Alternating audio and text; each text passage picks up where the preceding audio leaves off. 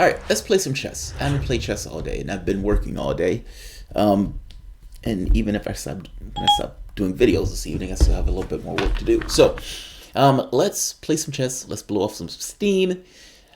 Our This country is being belligerent towards the world. Um, Allow me to be belligerent towards people across the world also, but in a much more jovial way. The rules, as you all know at this point, I've played many of these. I'm not sure how many people watch these, but whoever watches these, I would imagine the same rules apply as it goes on. Um, 3-minute games. I click the button. I don't choose my opponents, meaning I can't just get patsies. If I win, I win. I lose, I lose. The god of the machine chooses. These are essentially cage matches. The moment that a match is initiated, if it breaks, that person will lose. And again, 3-minute games. Let's play some chess. There are certain enemies that I have on this game that my audience have seen because people come up over and over again. Those are like grudge matches. All right, Rapture Man. Oh, and I'm at 1989. All right, a win in this game is going to put me into the 1900 category, which means I really want to win this game. But at the same time, when I first start playing, I sometimes suck. All right.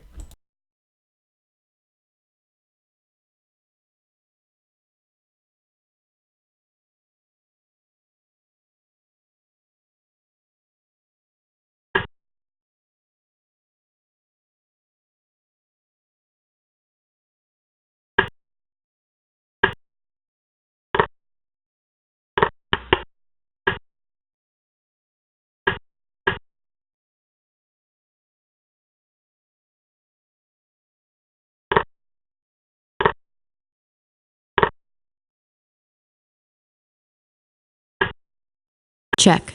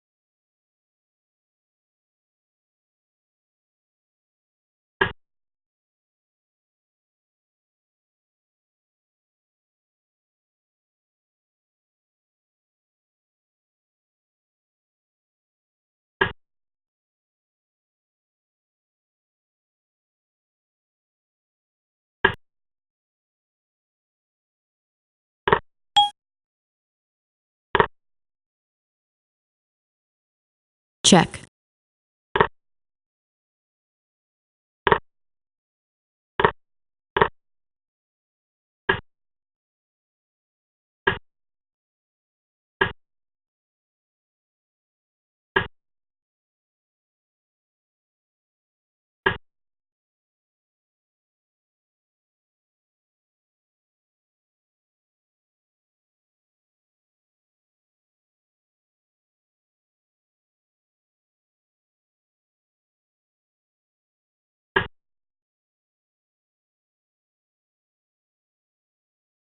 Time warning. Check.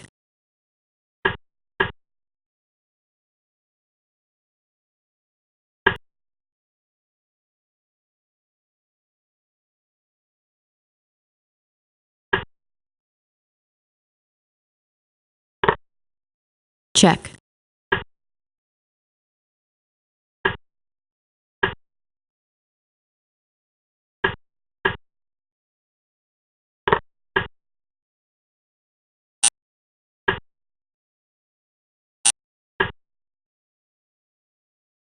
Check.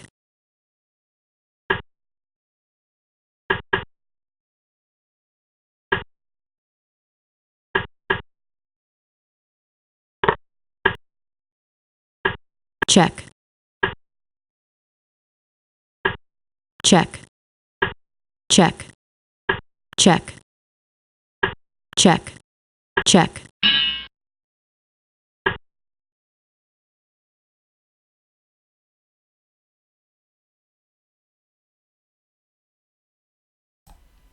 You know, I often wonder if it's the experiences that I've had in this life that has brought me to be this awesome, or that I was just born this way.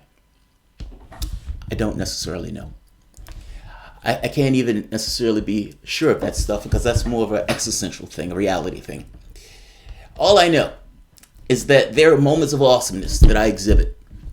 And it's not necessarily perfection of things. The perfection of things will make it boring. It's the challenge associated with the failures and the fuck-ups and whether or not a person can come back from them. Take a look at this. This is utterly a disastrous turn of events in this game. And not just a disastrous turn of events. It's a game that was an amazing game that was being displayed where you were just choking a man to death. And you're not paying attention to the knife in the guy's thing. You just fuck up. Now, the guy who you were choking the shit out of pretty handedly at one point gets the upper hand. Superman getting beat up by Lex Luthor, kicked, mauled, beaten, thrown into the ocean. And out of nowhere, Check. finds a way to come back. There's a level of epicness to that. I'll let other people talk about it. I'm far too timid to toot my own horn. Rapture Man. All right, so I didn't want to lose to somebody called a Rapture Man. That's the first point. So, Also, a second point is, at a certain point in the game, I was able to kind of reorient myself to not play the game itself, more so play the fact that there's time. At which point, the game became less of trying to win it outright, more so bogging the opponent down. Think of a Vietnam. I can't necessarily win this game in a sense of, I can't stop you from killing us. But what I can do is throw so many bodies that you're drowned out. It is a grim way to play, but again, the point is to win, right? All right, everything else is subordinate to the objective. So, right off the bat, I hate this particular opening. I don't like I played Ruy Lopez, but I don't like the exchange variation of Ruy Lopez. And that's exactly what we're seeing take place. All right. That said, if White goes this far, meaning if he really is a rapture guy, survivalist call, the point at which you give up all of your momentum, that gets dicey because you're essentially giving away any level of momentum that you had in the game. To some degree, if White can take advantage of the fact that Black's queen is out and is the only thing that's out, fair enough. By the same token, all the White's pieces are back there also. So I don't necessarily think this is probably the best way to play this, but it is what it is. He's 1966. What do I know? I just won. check, All right, so check. Go for momentum, and right off the bat, we see the problem with White's position. Black has gotten 2 pieces out. Black didn't start this game. White has an initiative. And White has a second problem. This is a very loose pathway that the queen has inhabited.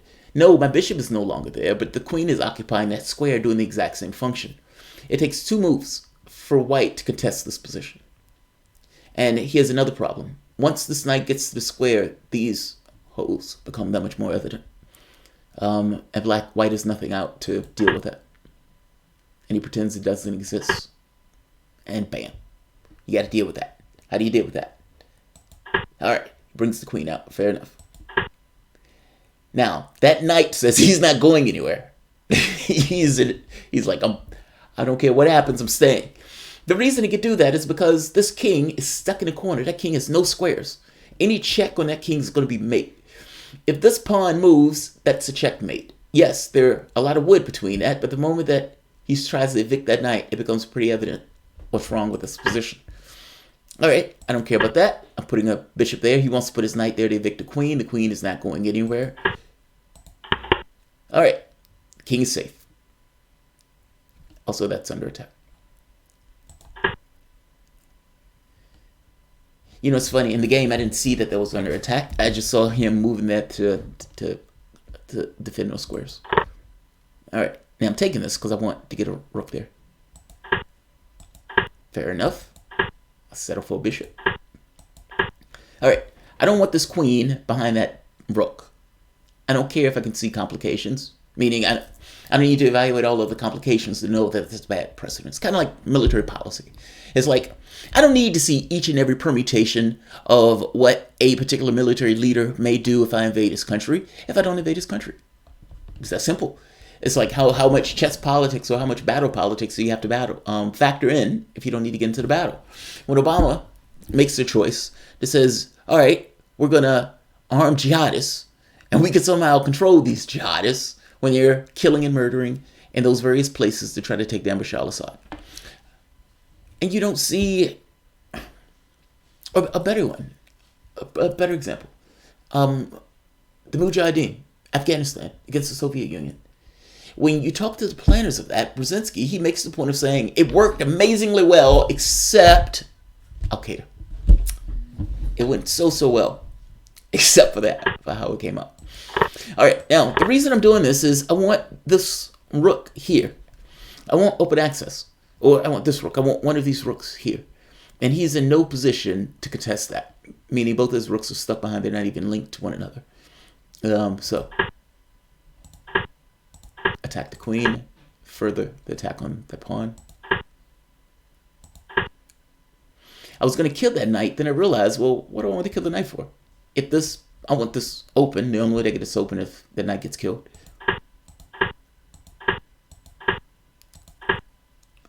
And this, I got too cute. In retrospect, the move in and of itself is probably not bad. The bad move is not the move that I did, but the move before it. So where else to go? I mean, my thought was, I wanted to go. My reason for going here was to add an extra protection onto this in case something happens where this pawn moves, and this is a direct attack on the pawn. That's why I came here. I also wanted to have some level of protection for the bishop, but I didn't want to commit him to all the way to the back rank. But I suspect in retrospect, that probably is better. Putting him on the back rank allows no attacks on the queen, meaning his premise for this no longer works if the queen is here. But it does work here. He's adding a protection to the knight. Well, not the protection to the knight. He's attacking the queen, meaning the rook can't do what it wants to do. The rook, on this next move, wants to take that knight. The rook can't take that knight because it loses the queen. Meaning, the problem was not so much this move and me missing it. I should put the queen here. I hope that makes sense. Like, whether I saw what he did or not, whether I see that this queen whether I see that I lose the queen on this move is slightly irrelevant. Yes, it's important that I see that, but the important move is actually the one before. Because without the one before, the next one would have never taken place. Meaning, I would have never had to see that the queen could get taken on that move. And I just would have never had to see it. I could have go ahead and take the knight. I can't take the fucking knight now. So either way, even if I see that, I miss out on the piece. I may not be explaining that well, but I hope I am. And maybe that's not even true. Like, assume I'm right. Does he still go here? And if I try to read this, how does black deal with that? Does black have an answer for that at all, actually?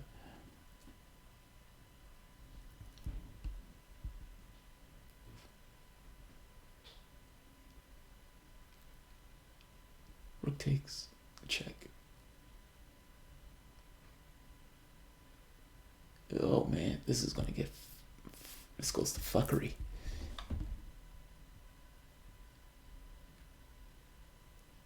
Bishop, check. Check. Check. We gotta take it. Yeah, that doesn't work.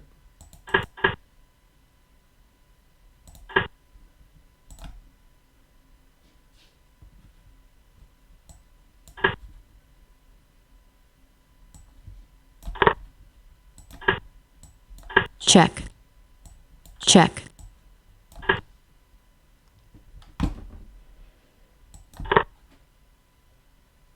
That's a lot for that. I don't think that whole... yeah, white's fucked in that line. Alright. So, okay. Yeah. The first hypothesis was right. I gotta be honest, and this is kind of how I look at our politics. And even when I'm doing my show, I look at the world in this way. Oftentimes, the problem is not whether or not you're like a badass strategist where you can calculate shit out. Sometimes it's more strategical aims of, if you don't get into that, I don't necessarily have to keep all the tactics in my head. It's like, hey, did you see that move with 20 different tactics that was involved in the process? If you are factoring a move with 20 different tactics, there is a fuck up that's bound to be in there somewhere. There's a certain degree of hubris to believe that it's not. Chess, in many respects, is the same way. The bad move was this. Even though this is the one that lost the queen. And don't get me wrong, in the explicit sense, both of these will be considered blunders. More so, this will get dubious. This will get just an outright blunder. But let's keep going. Check. And this was the only thing that would cover the queen. Otherwise, the game would have to be played without the queen. Which, there's no way to play that. I mean, there is a way to play it, but I'm just saying, that's a loss. So, I went to get the queen back. Check. All right. Did I play that differently? Queen loss. And see, even this, that loses the bishop, which is, again, even... Oh, wait! That doesn't lose the bishop. Because of this. Check. Okay, that doesn't lose the bishop. That doesn't lose the bishop. But that's worse. That's worse. That's horribly worse. Because it's like a queen against a bishop. Like if you take the two rooks off, it's just one queen against a bishop. Check. That's a horrible... Yeah, it's better. All right, so piece down. Piece down, tragedy. Somebody goes to jail. Or somebody gets shot. Whatever it is, tragedy. Utter, complete tragedy. You have incompetent assholes for office who started a war that didn't go well. Utter tragedy. The fat of the country was spent on plutocrats and warmongers. He wants to trade down. I don't want to trade down. Trading down loses. Check. Meaning, keep pieces on the board for as long as you can possibly keep pieces on the board. Also, if you notice, I have 12 seconds. I just want, just want to put that out. check, check, check, check, He's just opening lane to his king. check, All right, check, run, check, harass, check, harass, harass, check, harass, check. harass. Checks are hard, man. The thing with checks are, when the thing says check, your brain says, all right, I need to move the king. The catch is, you don't want to move your king into another check. So it takes a certain split second for you to say, all right, I need to move the king. And I need to move the king somewhere else. And I'm being compelled to move the king. It's not a choice. I'm being compelled to do so. My choice is only which square to put him on. And somebody is chasing you with that. That becomes this weird thing. Also, it takes like 1 or 2 seconds to even move the piece over this way, meaning that doing stuff like that becomes harder to do. At this point, I'm moving faster than the speed of time itself. Check. And that's a win. That's what a win looks like. That's what a win looks like. All right, let's play another game. I need to be careful of those fuck-ups. That was a horrible fuck-up. Ludwig Amadeus, where are you from, buddy? Antarctica. There are people in Antarctica. Wow. I thought only penguins lived in Antarctica.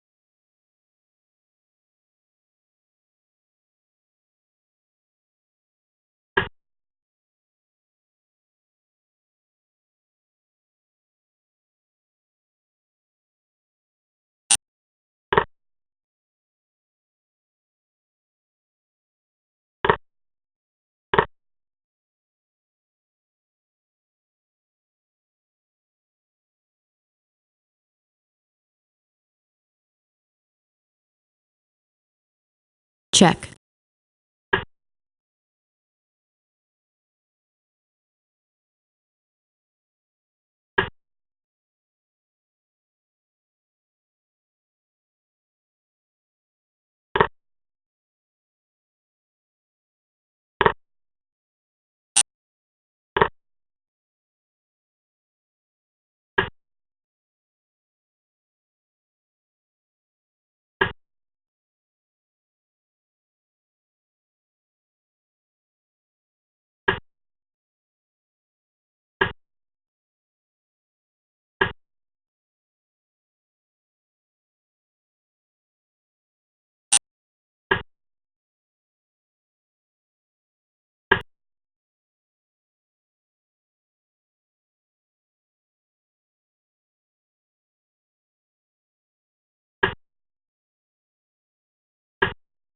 check. Time warning.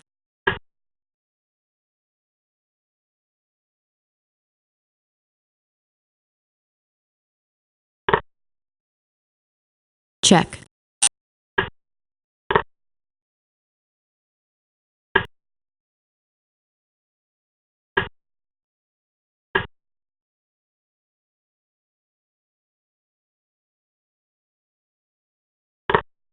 Checkmate.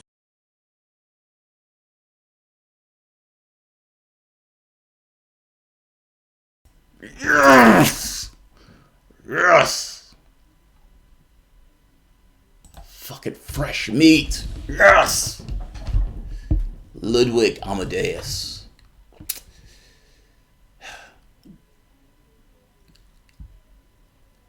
Beautiful game. Buck up. Tragedy. Heartbreak. Redemption. Beautiful. Fucking beautiful. Not to mention I won, which really is what matters.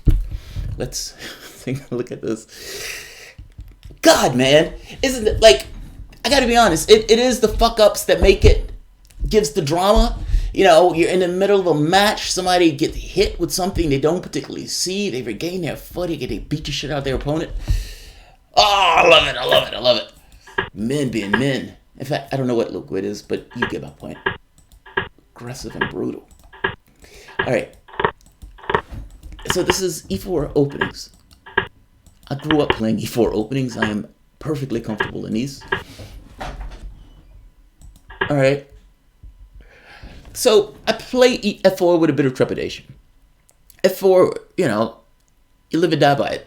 In some cases, if you're going to play a position, you don't have a choice but to play it. The position kind of compels what gets played at a certain point. It's like a porn star that doesn't do blowjobs. So what are you talking about? You wouldn't even know how to deal with it. In this case, it's kind of the same thing. If you're going to play this particular opening, F4 kind of just plays itself. It comes along with the territory. Or another one.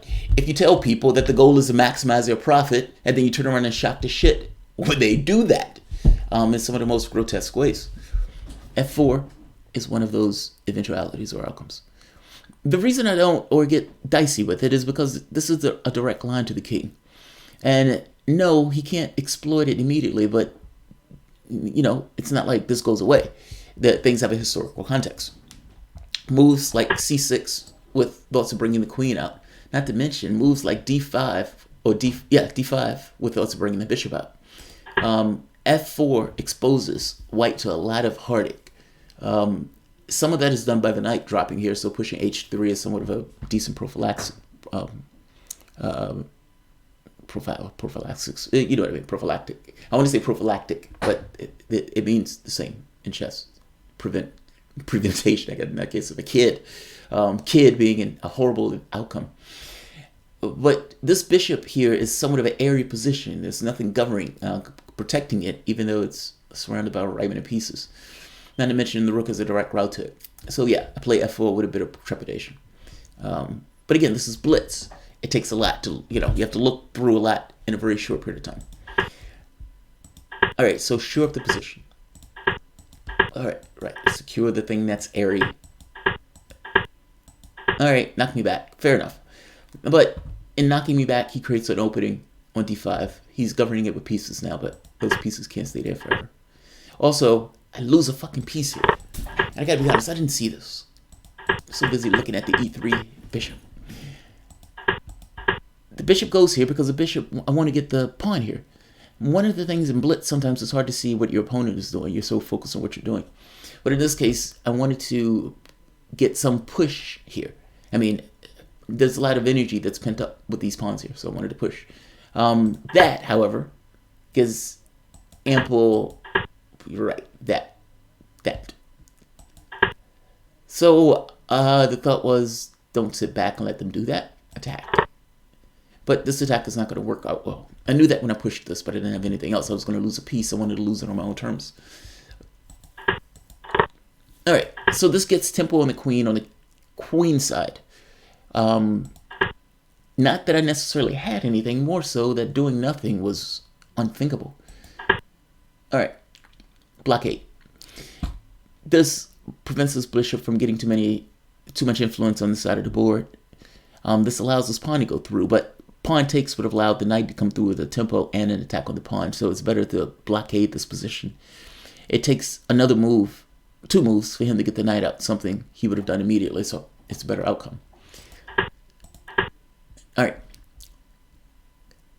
Indirect attack on the king. I wanted this bishop to take this knight. I wanted to keep my bishop because I wanted this bishop to land an attack. He wasn't hearing that, so fair enough. But he fucks up here royally. Like, there are 2 problems. One, just because I don't have anything that can hit that square immediately doesn't necessarily mean I won't find something. This back rank, there's nothing protecting the king on the back rank, and his pieces are blocked in.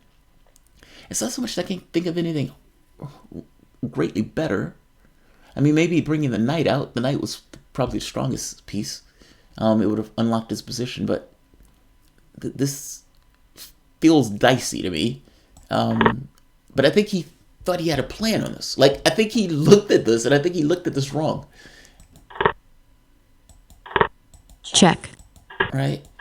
And that loses a piece. Like, it's like, what? And my first thought was, all right, maybe he sees something that I don't see. Clearly he saw something that I don't see because that shit wasn't reality.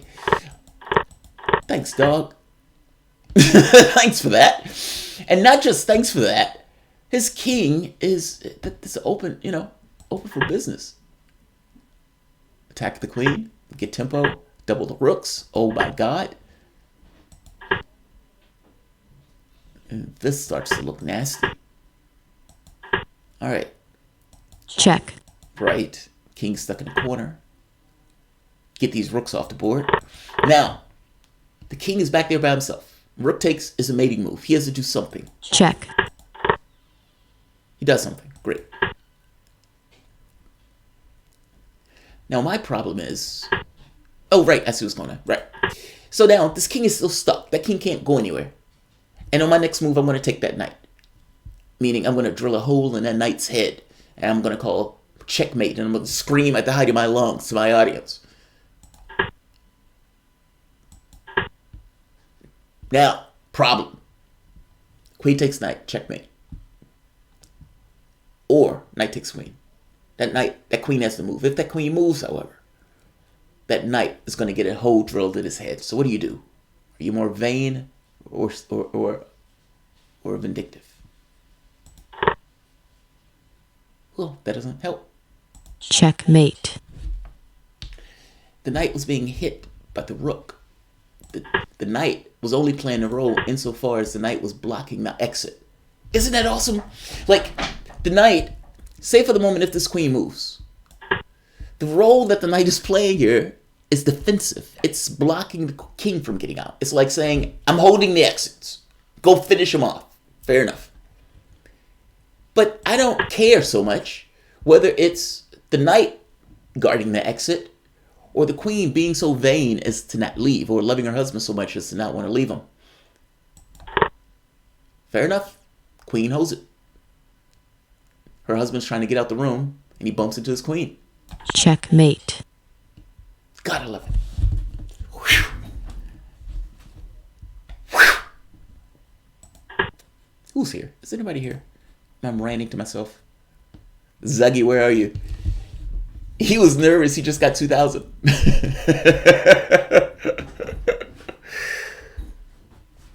Prophylactics. The B is better on G3. I will laugh so hard it might blow my lung if Zuggy is next. And oh god, that would be fucking hilarious if Zuggy is next. Zuggy, I gotta be honest, will get his ass handed to him today. There are days when my energies are high, and this is one of those days. This guy's an international master, so hey, maybe this guy can fit the bill. Maybe he can do the job. The others haven't been able to up to this point.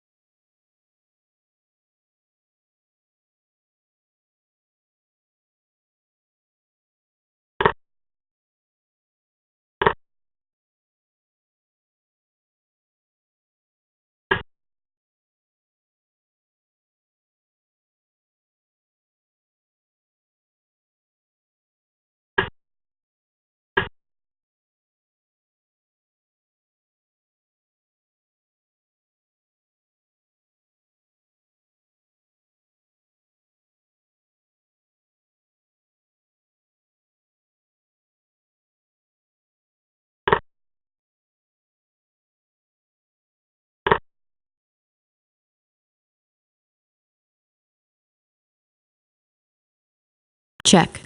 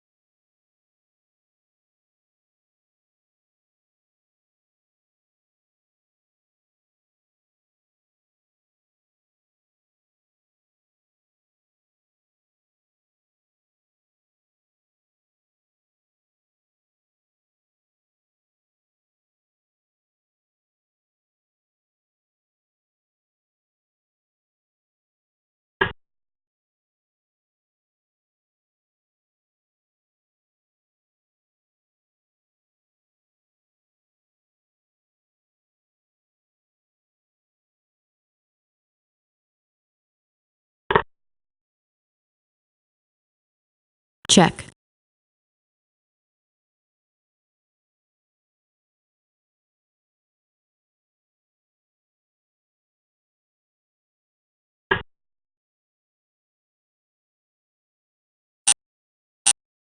Check.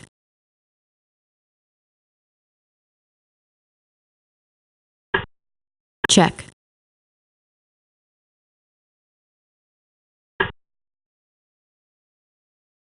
Check.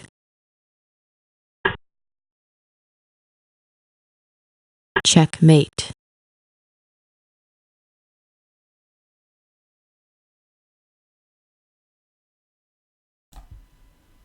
I don't even know if YouTube would allow that one to be displayed, man. That just got vicious. That was brutal.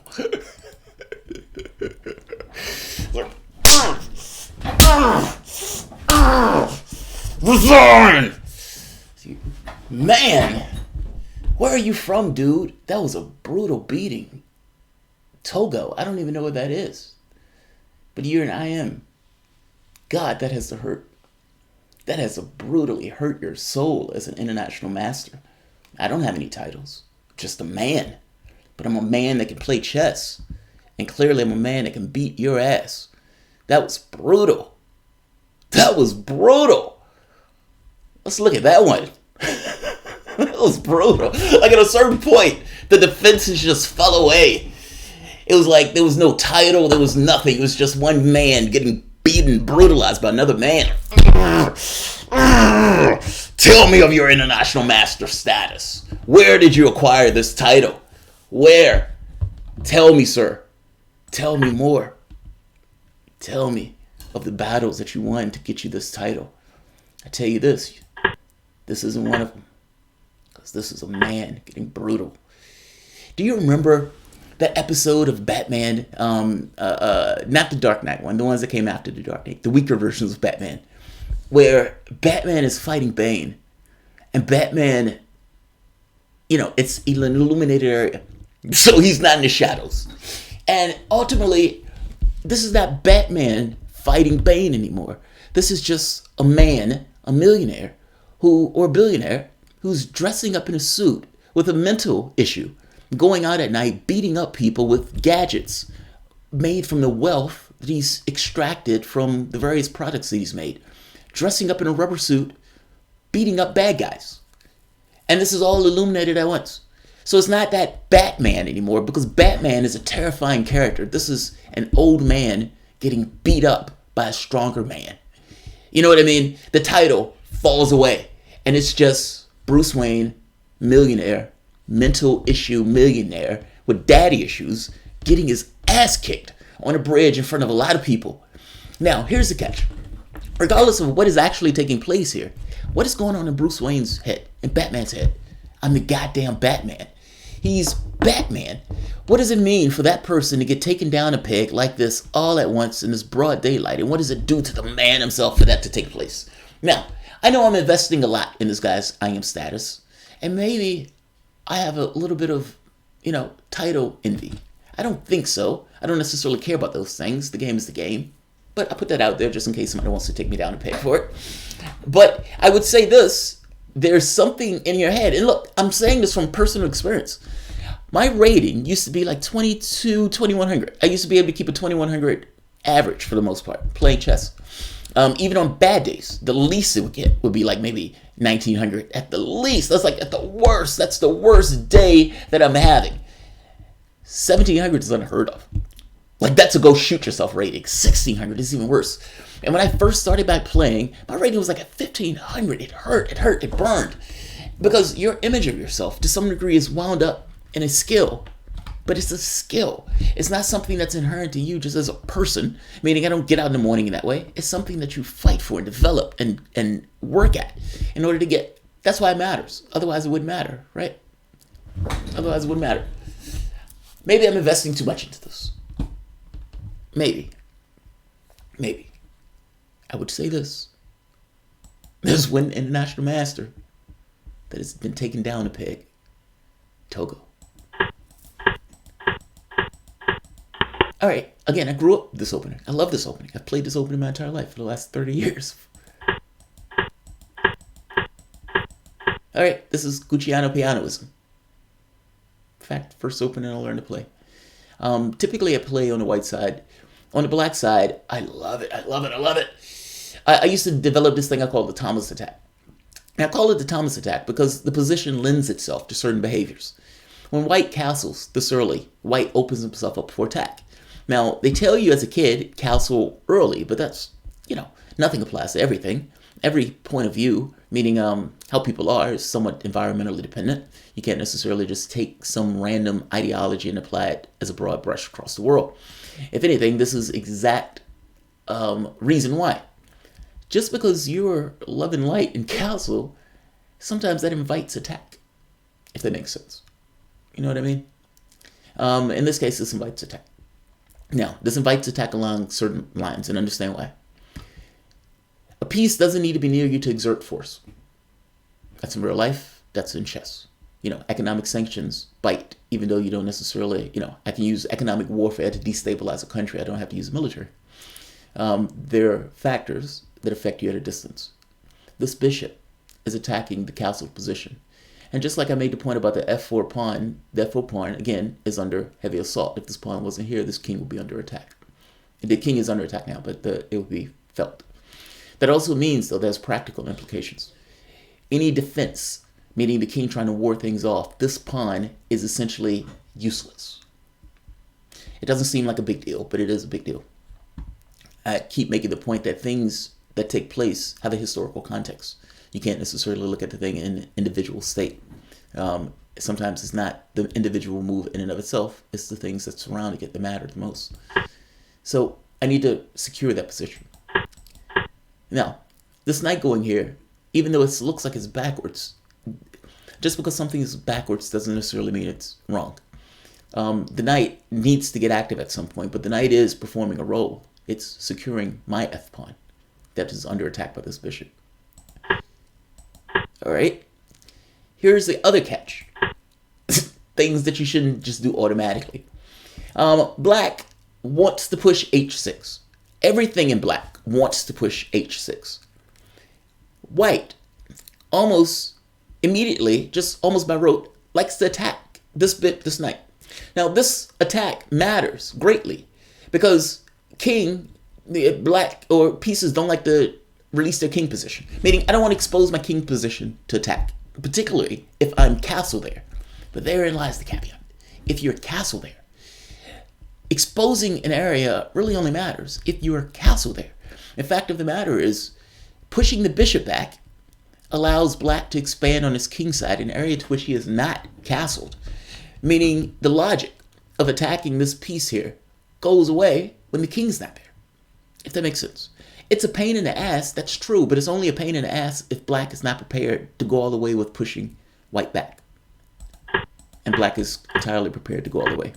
Because black has a linchpin into the white position.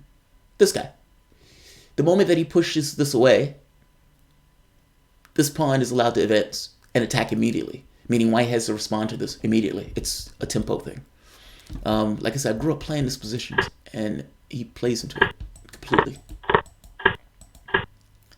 This gets nasty. I mean, look at this.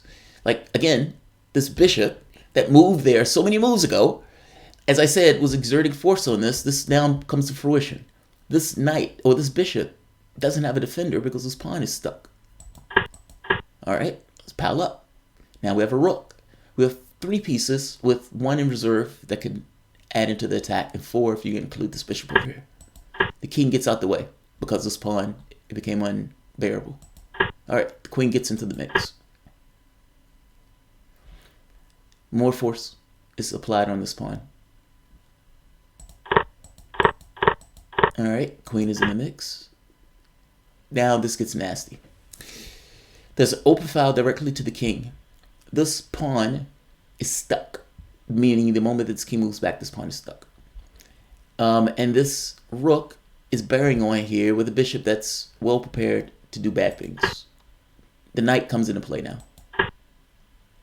All right. This knight was doing God's work, and he gave that knight up in order to attack this bishop over here in the corner. Now, the problem here is that as nice as this bishop is at defending the g-pawn, it's doing nothing to defend this square, which is the problem. That knight was preventing the queen from coming with a check.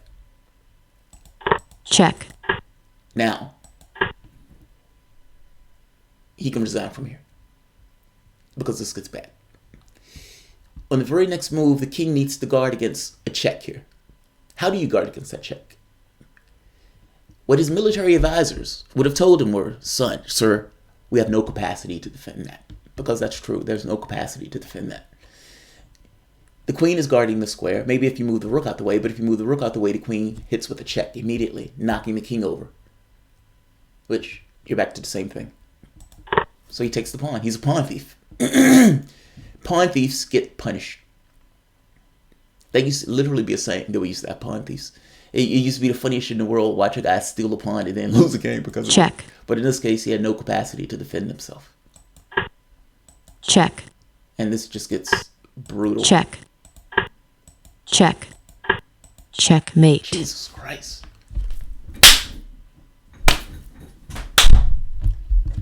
Where's my biscuits? Where's my biscuits? Give me my Szechuan sauce. Let's see, somebody donated here. David Smith, Jamal, love your show and would love to give you a few chess lessons. Would love to give me a few chess lessons? Okay, fair enough. Fair enough, fair enough. The night move was the winner. The one you made that look for a minute to figure out. Yeah, I couldn't.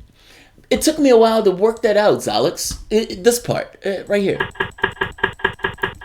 I kept thinking to myself, what is, let's see. It was one that took a long time to figure out.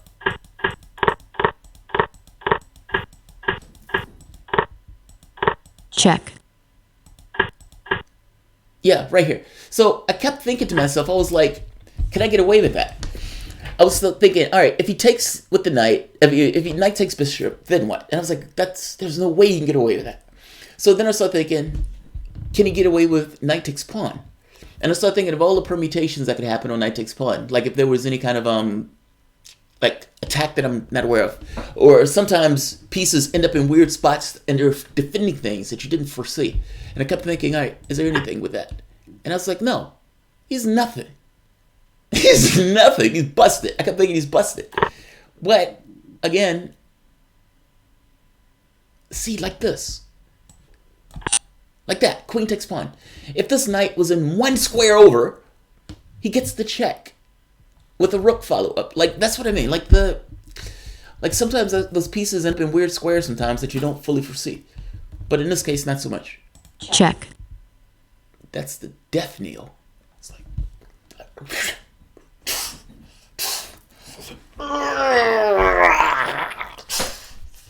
Yeah. It's badass. We're on a road to 2,000, dog. Can we make it to 2,000? Can we make it to 2,000? You guys might see me break 2,000 today. By the way, Dan Smith, thanks, man. I really do appreciate your support for the channel. David Smith, thank you, man. You guys, you know, this is, in many respects, you guys make this channel. So I really do appreciate it. The chess thing, I wasn't sure how I was going to go over. My thought was, these videos are on my own time. I would be playing, and my thought was, if people like it, they like it. If they don't, they don't. So it's kind of, you know, join me if you do, don't if you don't. But I thought it would be time where I can hang out with my audience. There's often like leeway or lag time between finding matches. I figured we could talk during those times. I am going to do a video called Germany Could Have Won the Second World War. Now, I can make that argument. And the reason why I'm making that argument, I've just finished reading, or almost finished, I have a few pages left, the book Stalingrad by Beaver. Teak history, when he talks about Beaver, he talks about the book, he is British, so he has this heavy accent. Beaver. Here's another guy, FM, another title guy. I like beating title guys. It makes me feel better about myself.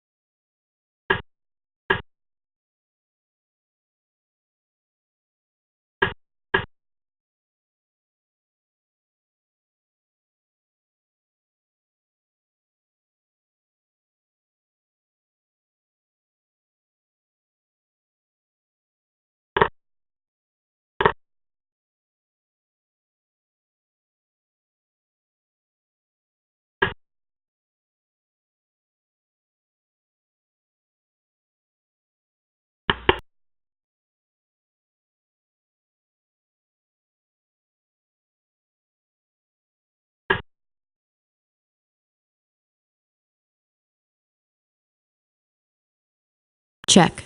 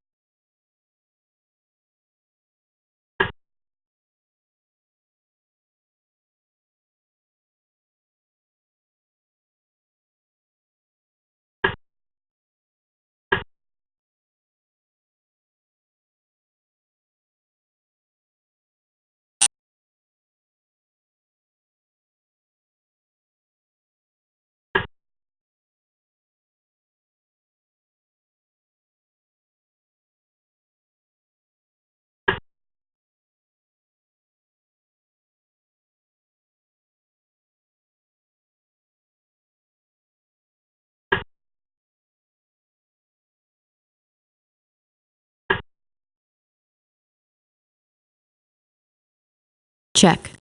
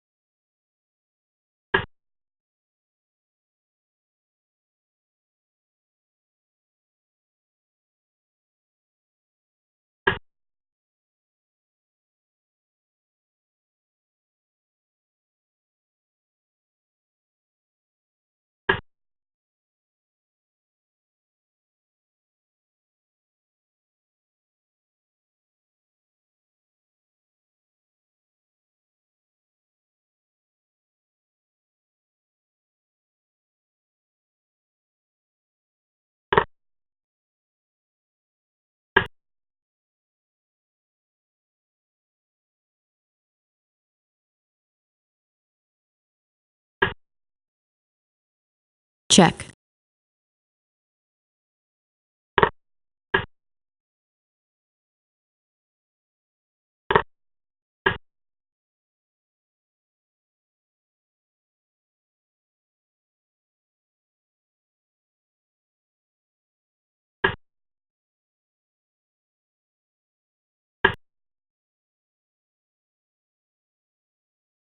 check,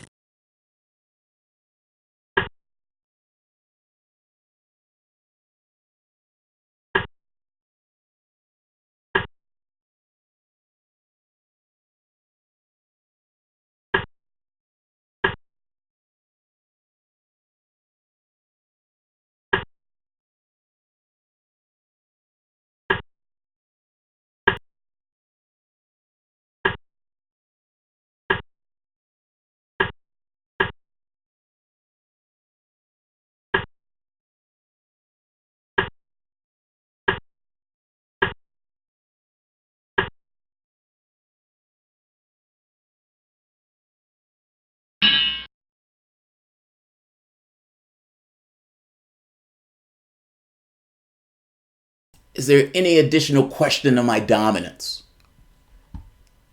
Is there any additional questions? There have been people on this channel that have said bad things about me.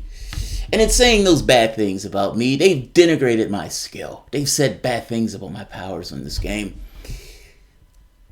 And even at my worst moments, even at my worst, when it was only just me and my thoughts, I still believed in me. I knew that those powers still existed. I knew they were there, even if they were buried deep. Those neurons haven't gone anywhere. The pathways that allowed me to have a certain dominance and preeminence hadn't gone anywhere. It was still there. And in moments like this, shine and scream through. Another title player. Another title player. And this guy's from America. He's a Yank. United States.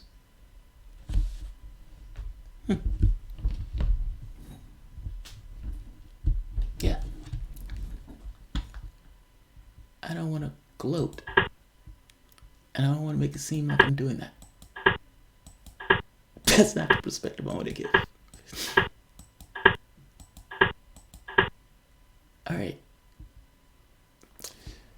Alright. I guess maybe Queen's Indian?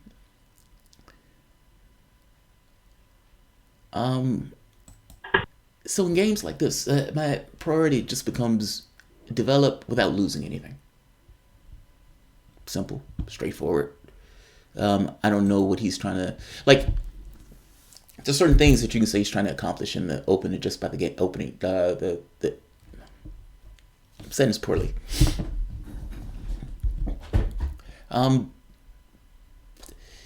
If a person is making you move, there's certain reasons the person is making a move. Assuming it's not a fuck up. Either their perspective of the world could be right, in which case you respond to what they're doing, or their perspective is mistaken, in which case you try to take advantage or you just ignore. But this appraisal of what the person is trying to accomplish is always just kind of part of it. There's no you without that person, if that makes sense. There's no situation to which you exist by yourself. You're within the context of a larger system. In this case, he has objectives. Now, some of this is openly hostile. He's putting a certain degree of pressure on the center. Now, keep in mind, there's a certain hypermodern-esque quality to it. In fact, you can call it a hypermodern opening. He's exerting force on the center without putting his pieces in the center to be attacked. The point in this being that white overextends himself, in which case black can take advantage of the fact that white has overextended himself. Think of the United States and every country around the world being $22 trillion in debt. Every empire does it. It almost just kind of goes along with being an empire. The moment that you try to tell other countries what they need to be, you need a military in order to enforce you telling those countries, or you need huge amounts of money where you can bribe those countries' leaders. In this case, white doesn't overextend himself. So it's 2 pawns. It's not overextension. Now, pushing F4, maybe. And that allows other ways that you can play this. But white hasn't overextended himself at all. In fact, white's main goal in this point is just to protect what he has in regards to activity. Now this, I'm going to push that knight. I'm always going to push that knight. I don't care whether I'm going to castle king side or queen side. The knight is never going to live there. This puts both knights on the back rank. This knight is kind of awkward. It's not defending anything. It's awkward. It's not like me making the point in the other game where the knight was defending the f-pawn. I don't have anything attacking the f-pawn. The f-pawn is perfectly defended. There's no attack on this diagonal. This is not defending anything. It's awkward. It's out of place. All right. Good. That was an assumption. Otherwise, he wouldn't have went through all that. Now, my objective in this case, because I think black has misplayed his opening, is to take advantage of it. Now, taking advantage of black misplaying his opening is somewhat concrete. Either he's misplayed it or he hasn't. If he's misplayed it, can I take advantage of it? If that answer is yes, the question is, in what way did he misplay the opening? Because that's going to lead a little bit of information how to take advantage of it. In this case, his pieces are just jumbled. My pieces are active and out. So I'm going to castle, and I'm going to try to crack this position opening. My objective in this is I need open lines to his king, because his pieces are scrambling on the back rank. So castle, get open lines. That's the main objective. Check. Now, exploit. Even though he has a bishop, he's opened these. So he has holes here, and these holes need to be guarded. All right, crack open the position. All right. A little bit of success. He also has another problem. This queen is stuck on this pawn, meaning I could exploit the pin on that queen, on that pawn. All right, get rid of the bishop. I want that bishop gone. Once that bishop is gone, the queen can exploit the white diagonal. As if you notice, this is also coming into play. Check. All right. Again, the plan hasn't changed. Crack open the position. Now, that's problematic. How do you deal with that?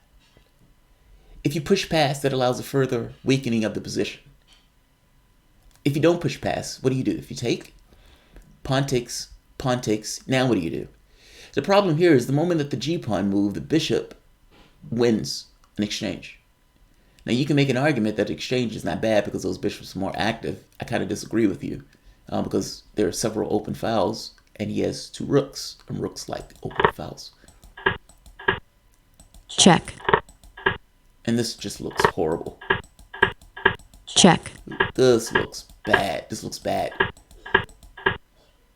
And at this point, it's an open attack on the king. White gets completely and entirely belligerent, trying to get rid of that bishop. Right there. That's the Doombringer. That's the Doombringer. That's what Scooty Pup Jr.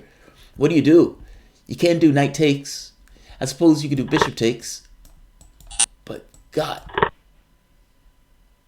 You can't even bring your queen over to help you out on this. Maybe, well, you can't do that. Maybe this. All right, maybe that. Rook takes, pawn, queen, yeah. Maybe that. I wouldn't do this. But... Check. Check. Oh, can't do that. Yeah. That looks bad, dog. Check. It has to go here. That's forced. Check. Check. Check.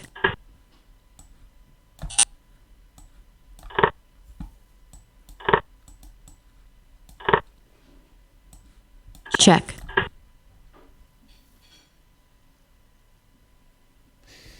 It's 5-5. I wouldn't do this because I don't want the 5-5 and I think I can get more advantage out of it. But even under this line, this is probably the best line for black. He has... How does he stop? How does he stop that? I don't know how he stops that. Or let's say he goes here. Check.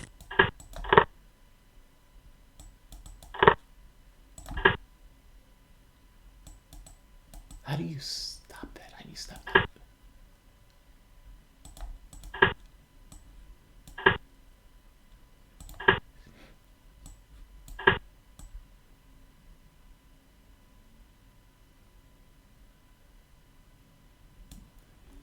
Yeah, I don't know. I mean, either way, he loses.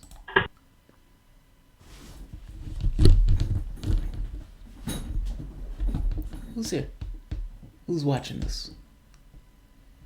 Who's watching this?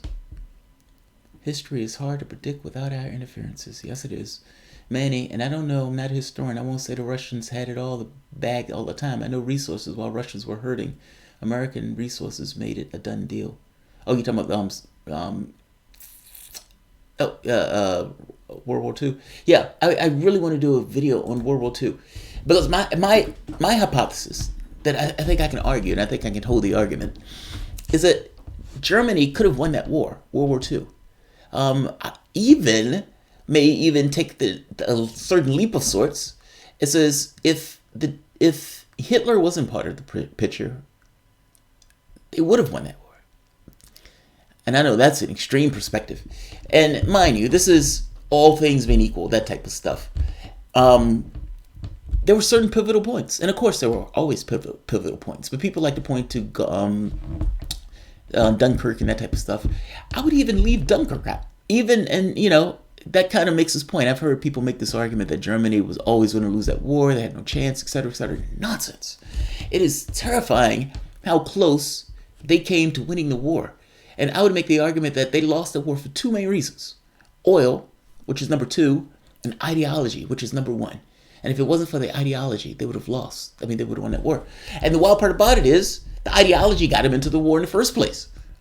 Isn't that some shit?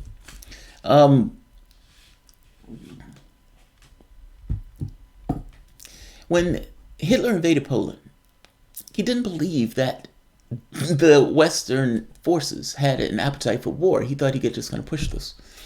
That's where you get this notion of being appeaser. That has to do with the British government before Churchill took power. Neville Chamberlain, before Churchill took power, that was appeasing Hitler, thinking that if you give him land or if you give him territory, he'll leave leave people alone. Nonsense. I tell my wife that sometimes. Giving into a certain point of view just to get along allows a point of view to persist itself. I mean, certainly you could see that's almost like paying somebody to do something that you don't want them to do. Going to Poland was a fascinating experience. Like, we'd never been invaded. It's a different psyche in the country itself when the country has been invaded. And in their case, they had been invaded by two forces, the Soviet Union and Hitler, and this kind of pact of steel stuff. Now, assume for the moment up to that point, the Western forces declare war on Hitler. Now, Hitler, with this notion of war of motion, take over France. And France, that had developed a military strategy of containment, even debated what they were going to do with their military, how this stuff was going to work, but had a military perspective of containment, was ill-prepared to deal with an enemy that was looking through this thing of motion. They didn't foresee it. Fact of the matter is, many times forces don't necessarily, it's like the first engagement changes this notion of military strategy that the countries have, because countries oftentimes don't necessarily know how, like think of China and Russia. Perfect example. Let's see.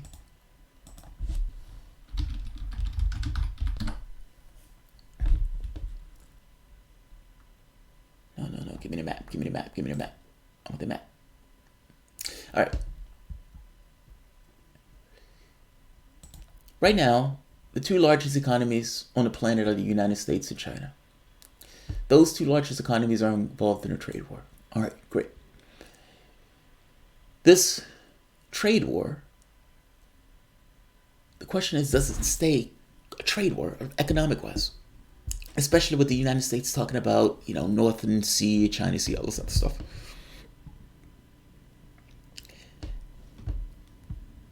China is not going to invade the United States.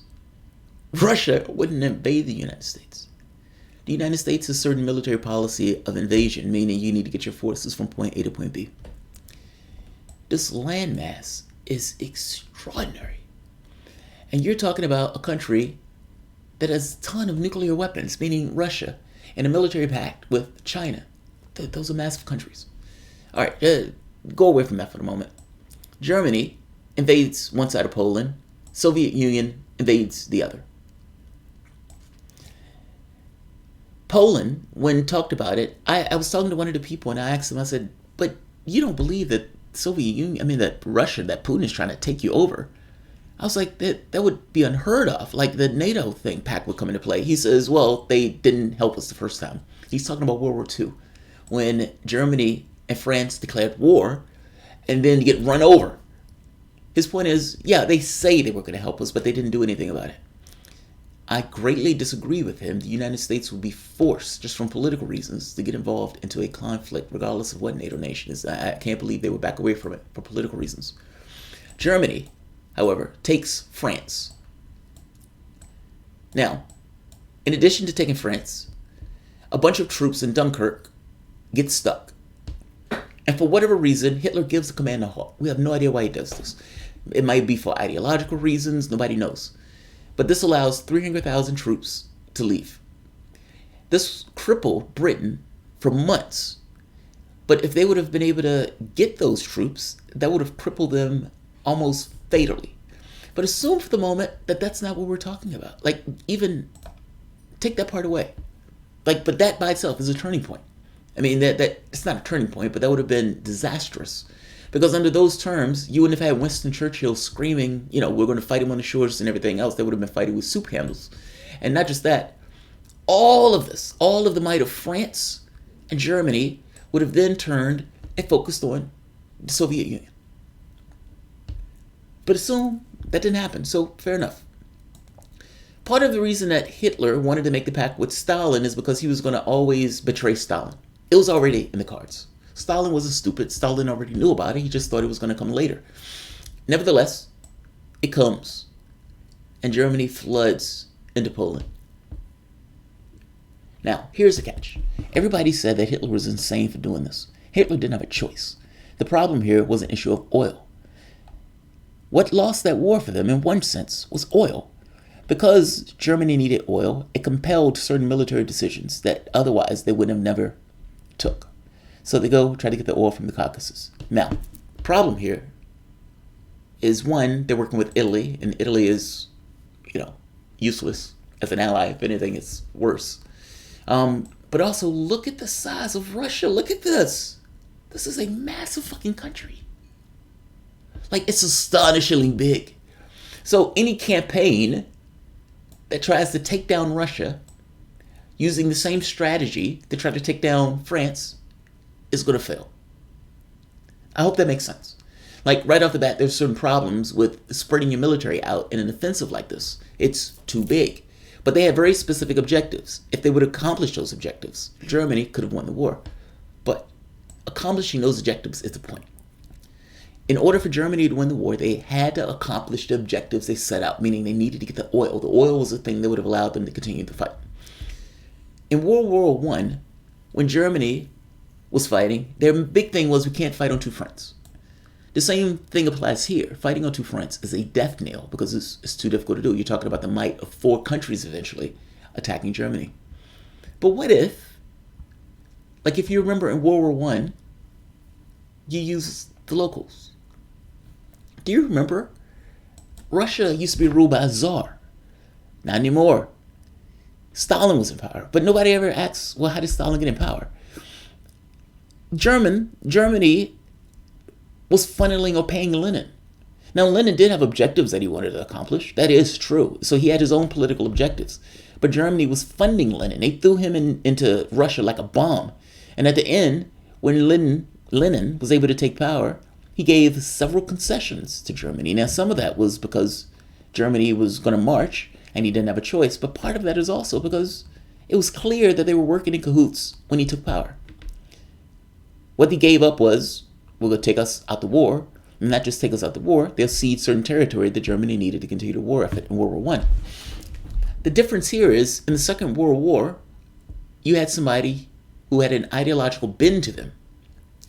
My contention is that the two things that lost the war for Germany was, number 2, oil, number 1, ideology. Hitler's ideology was the problem. If in this war, many of these countries didn't want to be part of the Soviet Union, if they would have gave weapons to the various people who were in these wars, if you remember, there was a war, a red and white war, within regards to the Soviet Union, meaning those hostilities were still present. You could have given a gun to each one of these people in these various parts and let them go wild. That would have been an army in and of itself that would have supplemented the German army. Hitler didn't do that. Some of these groups in these countries welcomed the Germans in because they thought, yes. After which, some of these people were put in concentration camps. And Germans considered these people subhuman. So instead of having allies, that would have been an army unto itself wreaking havoc within the Soviet Union. You didn't get that. You got people rallying behind Stalin, who was a brute in and of himself, in order to fight off the other brute that was literally putting them in concentration camps. That's an ideological fuck up.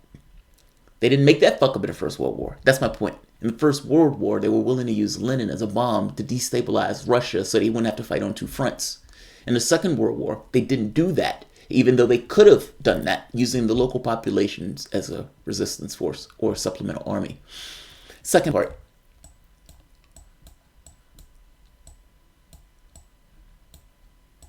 Japan. Do you know that during that war, Japan and Germany never coordinated? Isn't that amazing? You're fighting a large-scale war. And you're fighting a war a total war. Like, this isn't, a war we're going to negotiate. No, this is a total war. The goal of this is to win, and everything else is secondary, except for ideology. That's the wild part. Like, everything else in this war was secondary, except, in this case, for ideology. So, they never worked with Japan. That's so bizarre. Now, Japan had a competent and extraordinary military force. They never worked with them. Look at this. Japan attacks on the other side of the Soviet Union when Stalin's force was already at its breaking point. Like, and by the way, this is also before America gets into the war. They could have won this war, man. You know you can't deal with all priorities at once. But the fact of the matter is, after completely destabilizing France, they wouldn't have had to fight the war on two fronts in that way. They would have had a force already set up on one side. They would have had Japan attacking on the other side. America wouldn't have been part of the war, at least not from the standpoint of a military capacity. And you'd have had Germany at the gates of Britain with Moscow or with Stalin having threats coming from both sides of his massive country. They could have won this war. They could have won this war. I know it's a terrifying thought, but they could have won this war. Japan also had the issue of fuel. That was the main part of their hitting Pearl Harbor. Yeah, the sanctions. People forget about the sanctions. Japan was under sanctions. Like, Japan was creating products. History so repeats itself. But oil was the issue, yeah. Oil was the issue. Yeah, they would have won the fight, but gained nothing. You can't sustain the move. Well, this is kind of my point, Garden. Oil. The point was oil. That's why I make this 2 points. Ideology and oil. The attack into Russia was for oil. But I'm saying that attack could not sustain itself without having the assistance of the local populations fighting on their behalf. Throwing calamity into the mix as opposed to having the German army having to do it all would have added a big hit to what Stalin could take on. I'm almost finished reading the book Stalingrad, and one of the things that makes it clear, just listen from what's his name's lecture on stuff, is Stalin was at the breaking point, and without Western intervention, Stalin was going to lose that war. That's kind of my point. This is before the United States got into the war, making this kind of open total war. The point would have been that the United States, if the United States would have been at war with Germany at that point, it would have been a unified Europe under Germany, with unclarity on whether or not Soviet Union would have still been in the war, or even at that point, if it would have still been a union of anything. That is my hypothesis. I think I can back that up. Let's play some chess. I'm running my mouth. It's supposed to be kicking ass. Alright. This guy beat me the other day, if I'm not mistaken. Let's get some vengeance.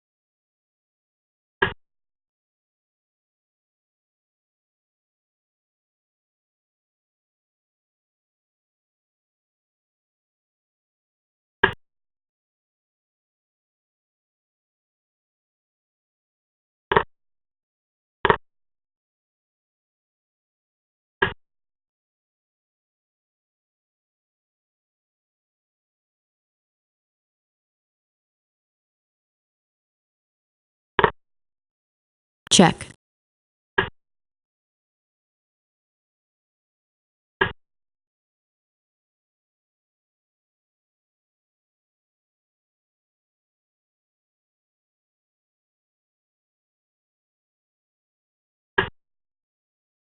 check,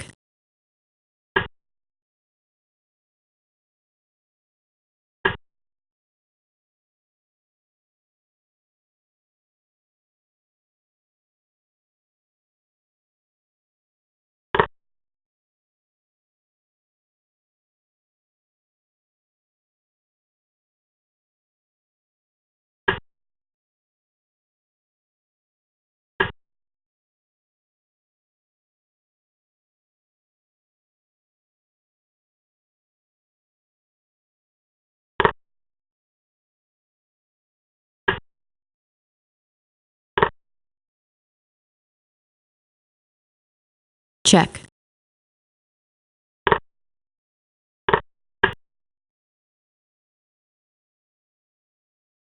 check,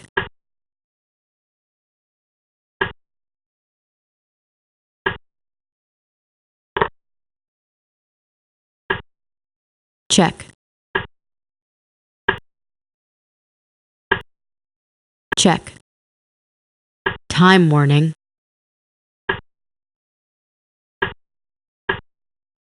Check,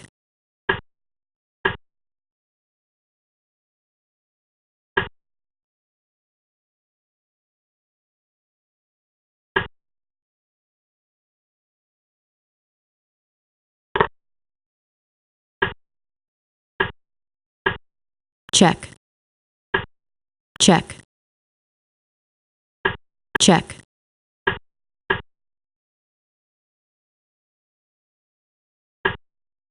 check,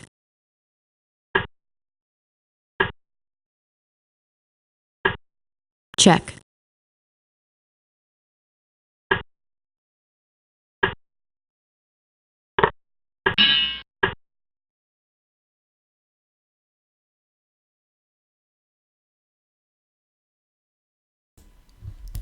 Good game. I lost. I would have won it in the end, but fuck, I lost one time. Live by the sword, die by the sword. Let's take a look at this. This game, I was having trouble figuring something out. I know that sounds weird. It's Blitz. But my brain locked up on me. I don't know if I just got out of chess mode when I was talking about the German thing, but I ended up in a quagmire that I had a hard time thinking myself out of. So it's not that I was in a bad position. The position is fine. I started thinking about this because I thought this pawn is going to fall prey to attacks. And it needs to be defended. So the thought becomes, okay, you need to defend it. Also, the center point needs to be defended because this will allow attacks on the king eventually. So, two things. Alright. Objective accomplished. Now, pay attention to this. But that's fine. Alright, and I'm down like 20 seconds on time. Not a huge deal, but... Alright. This move is good and necessary because it gets rid of one of the defenders on the king side, which allows these essentially two holes to try to be exploited. Alright. It took me forever to determine to do this. Now, the reason I do this is I want to open file, and the queen can be exploited by being on that open file. It just loses a pawn. By the same token, it ties white down.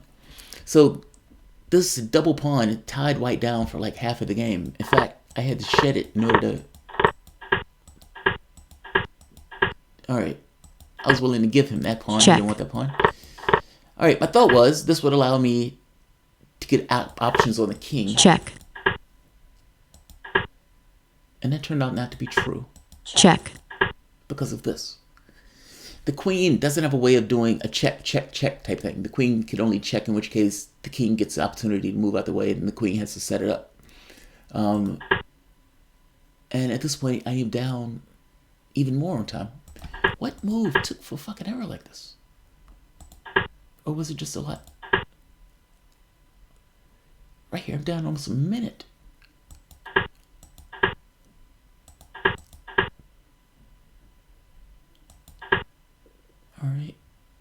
check, All right, now this pawn is defenseless.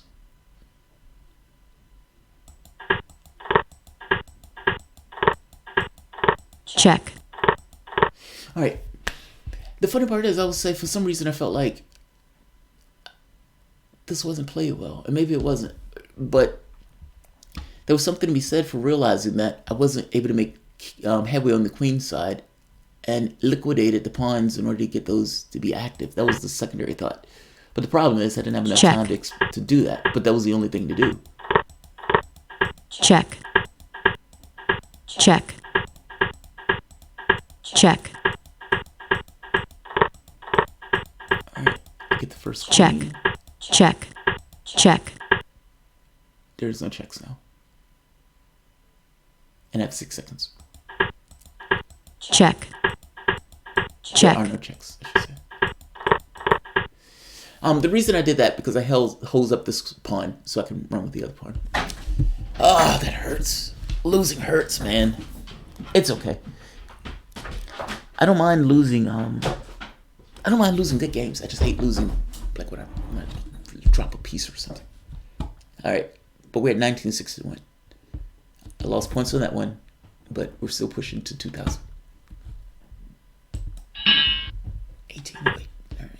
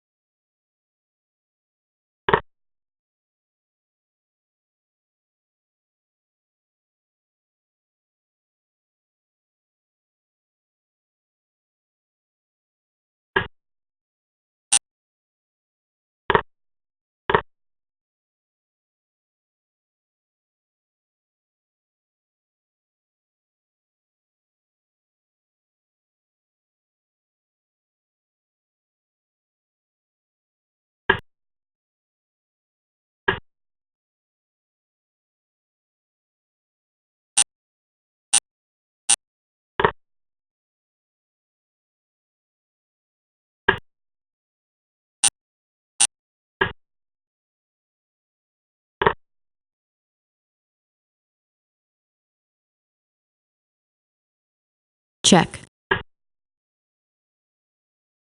check,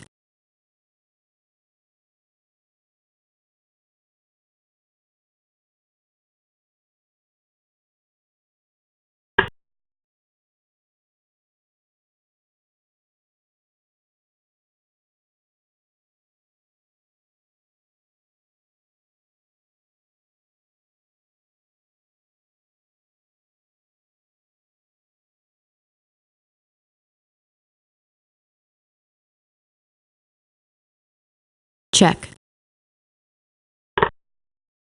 check,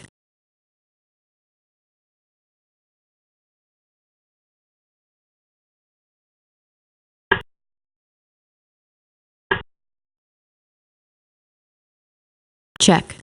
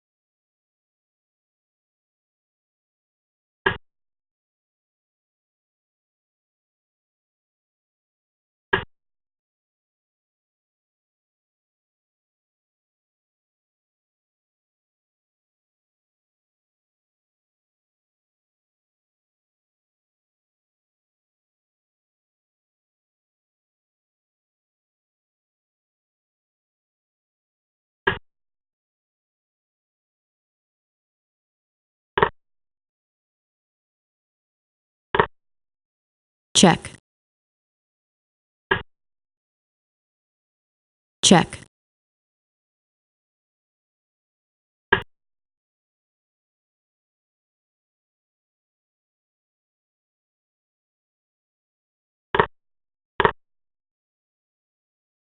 check, check,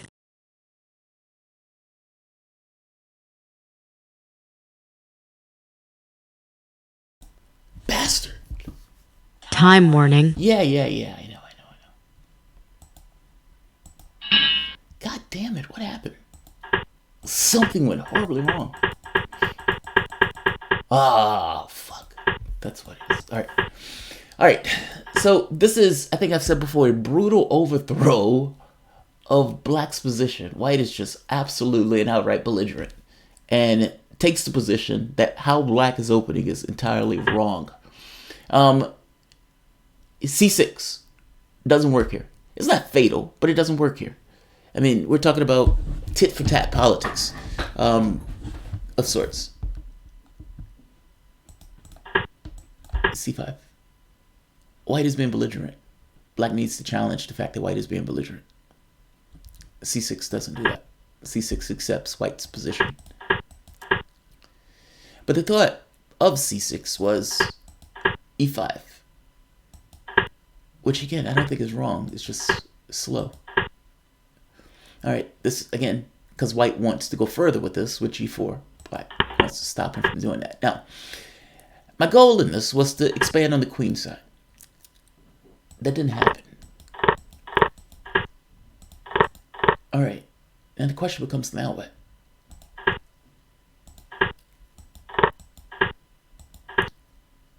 This loses outright to this. check, I saw it after I did it, but at that point it was too late. check,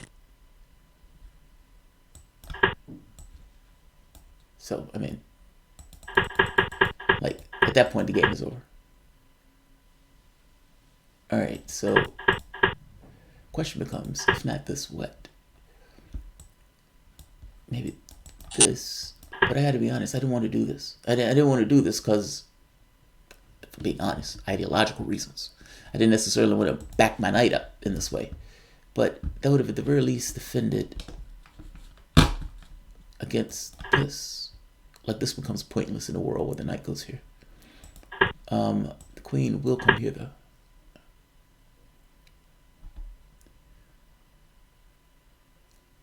Like, Black gets bullied in this position.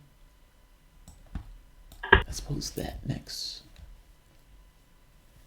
But it's not catastrophic. Like, backing up would have been far better. Alright, let's keep going.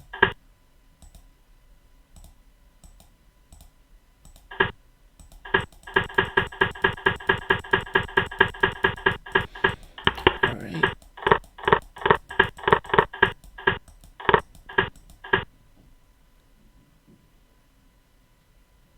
Alright. Maybe in retrospect, give him the pawn. I'm being extremely greedy with this, right? I'm trying to take the pawns, but the fact of the matter, my position is in tatters. It's not where I want to be in Blitz. check, check, check, In fact, even this outright wins. Like, because Black can't take. I thought that's where he was going with it. check, check, Alright. That move looks weird, but after this, check, what's Black's response? That Black doesn't have a response to that. So, Black has to prevent White from putting Check. the rook here so the behavior is forced. check, Alright. This is a miserable position. And then I forgot that I couldn't cancel. But either way, that would have been the move. And my king can't get out of the way.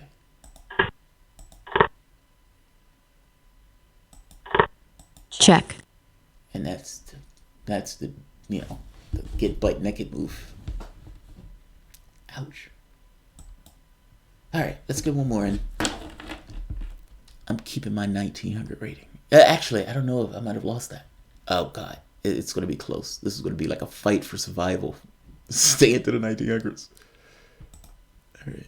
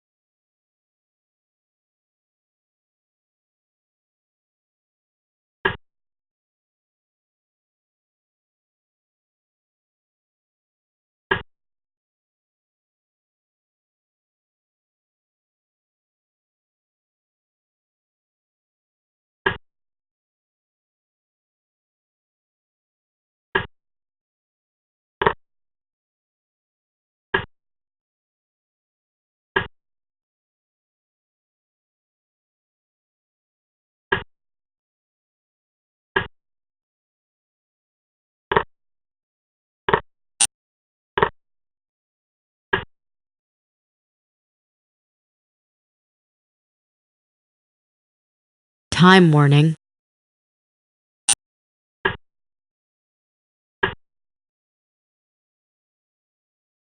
Check.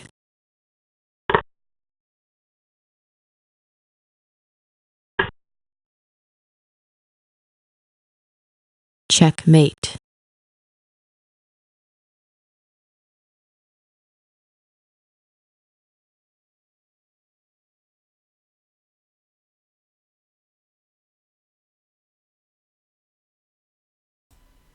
That hurts. I'm not gonna lie. I'm not gonna pretend that didn't hurt as bad as it did. It did. It absolutely did. He played well. I can't I can't bitch at anything in particular. All right, basic opening. I suppose I could have protected that bishop or put him in a position to get out of there. I mean, ultimately, the two knights over there, the goal of it is to get rid of the bishop. All right, castle. All right, dead position.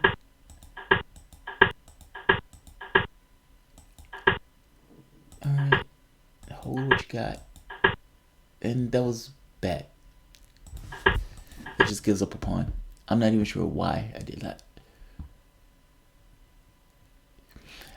Oddly enough, my thought was c5 kicks the knight. But for whatever reason, it came out this way. I think the thought was to restrain the knight, but it came out in a weird way.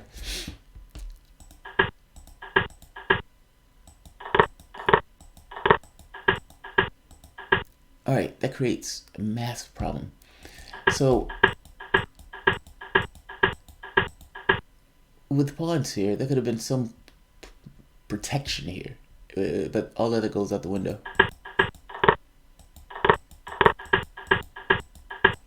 Alright, I tried to create havoc, but there's nothing.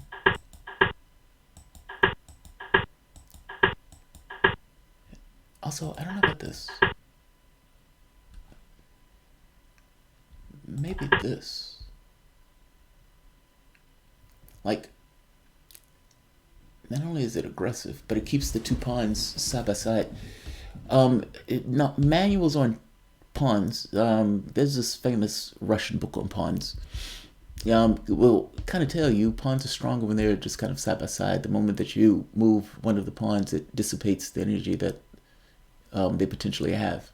They have a lust to expand, meaning in both cases, if they have the ability to expand, they create kind of dual threats. Let's see. Come on. Checkmate.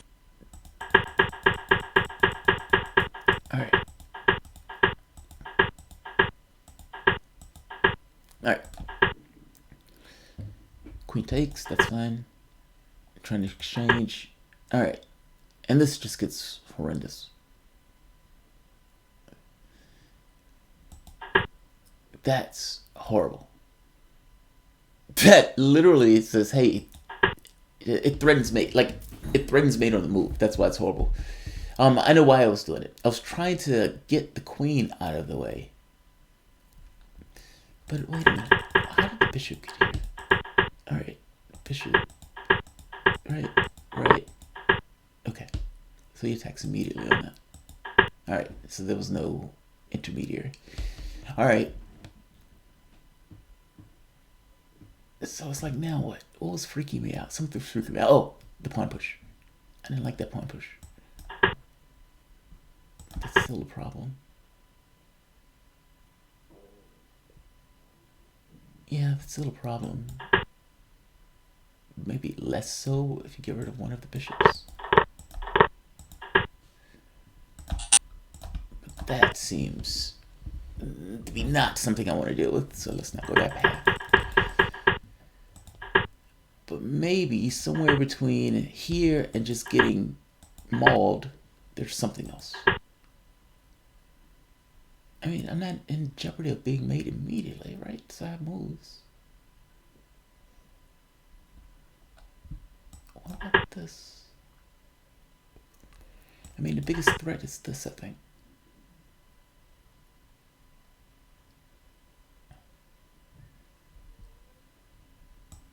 What if this,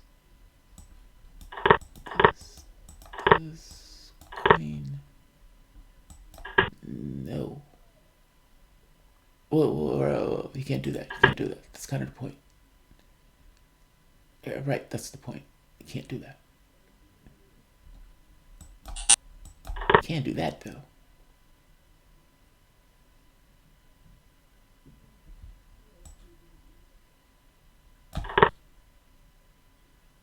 Does that work? No fucking way. Alright, does that work? I think that works. And I'm just saying why. So, if rook takes, queen takes, Checkmate. mate. That's a lot of shit to see in a blitz game, though. I mean, that's no fucking way.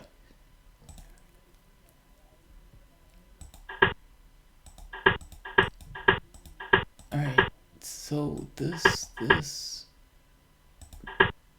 Not that. This. So what else can you do? I suppose he can attack the queen immediately. The reason I push this, though, is because my thought is he wants to push f. If you push f, what can I get out of it? Pawn takes, queen takes. If queen takes, the bishop can't immediately go here, so I have to pay attention to that. But that's just something to fix in the next move. That's the thought, anyway. And giving up the knight, that just seems like a lot to think about. He has to do that. There's no way he's not going to do it.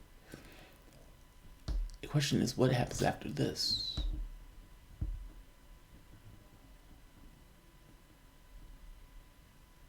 What about something weird like this? I don't think it'll go that way, though.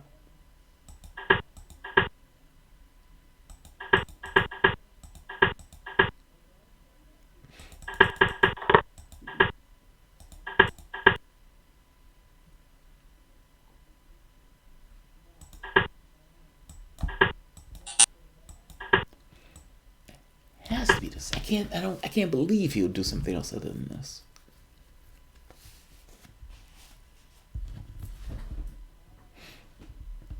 Which is painful. But again, survivable.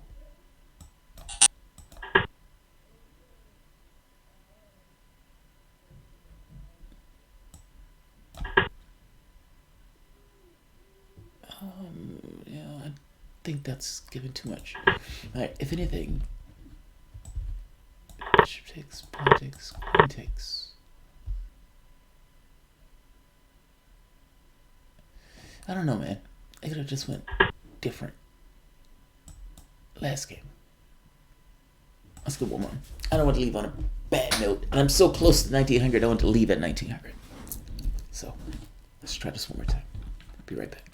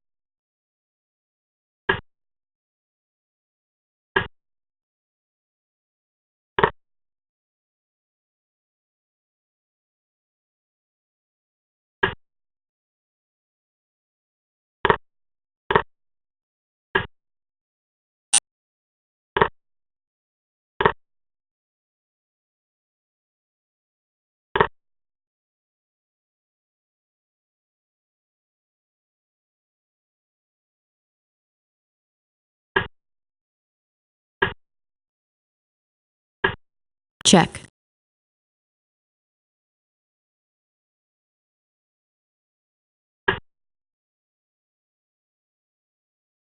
time,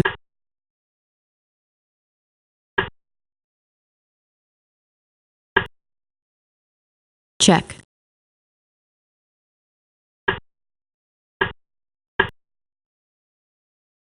check, check, check, check, check, check,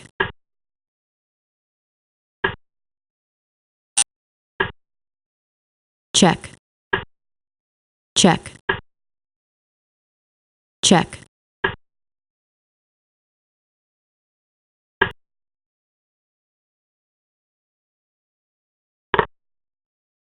check,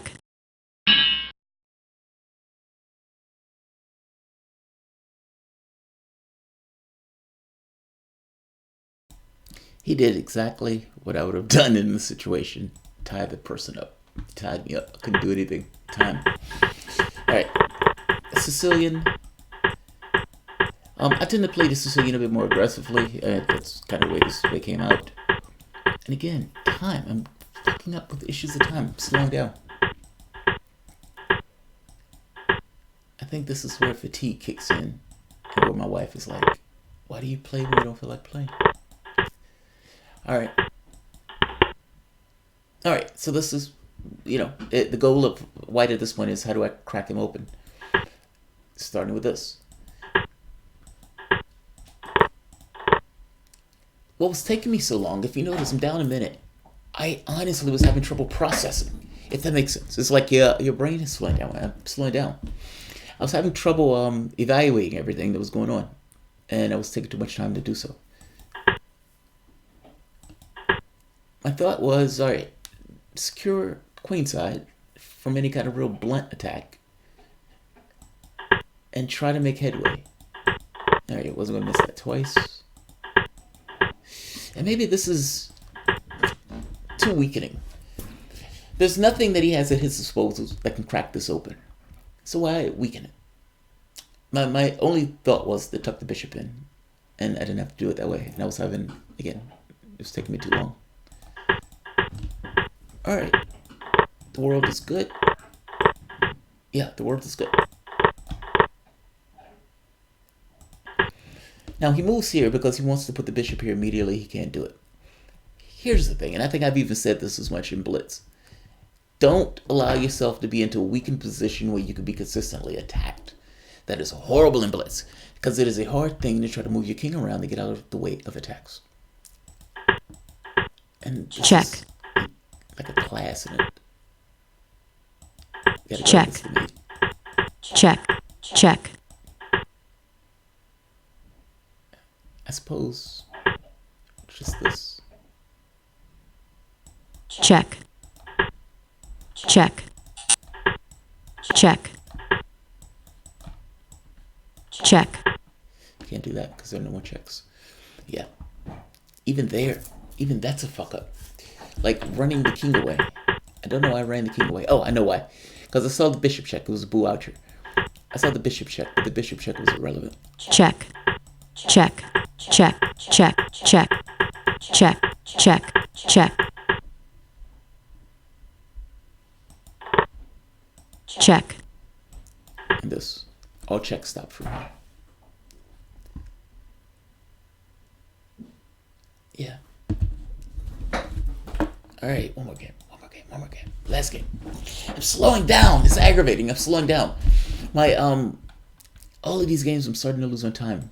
It's some indication that whatever was there before slowing. Oh, Tootley. I think this is the guy that started off the bad streak.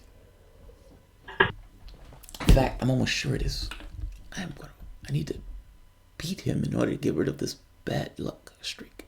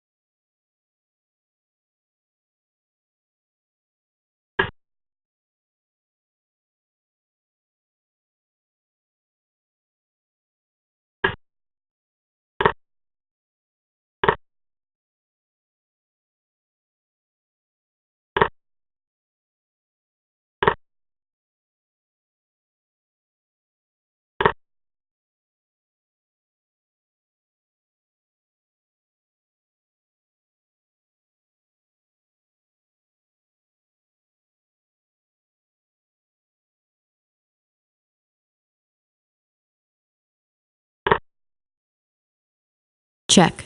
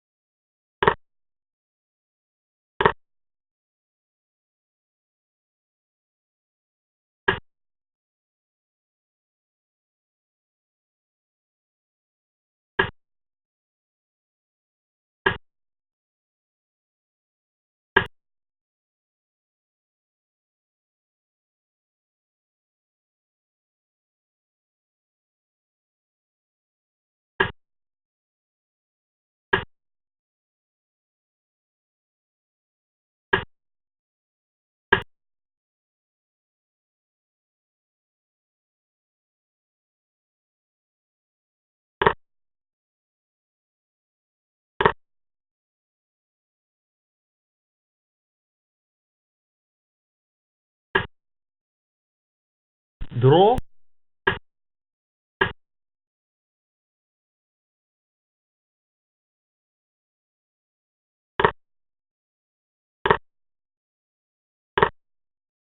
check,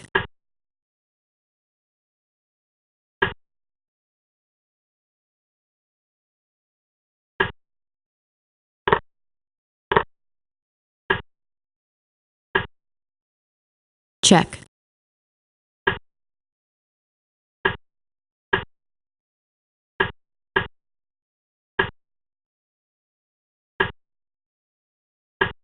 check,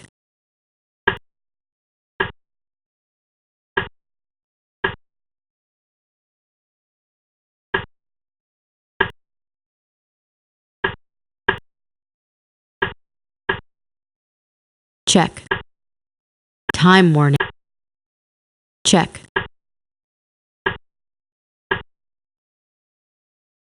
check,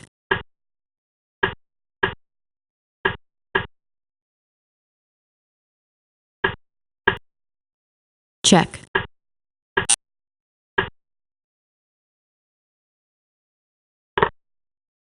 check, check,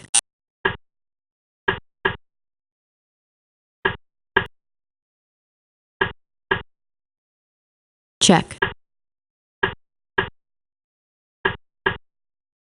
check,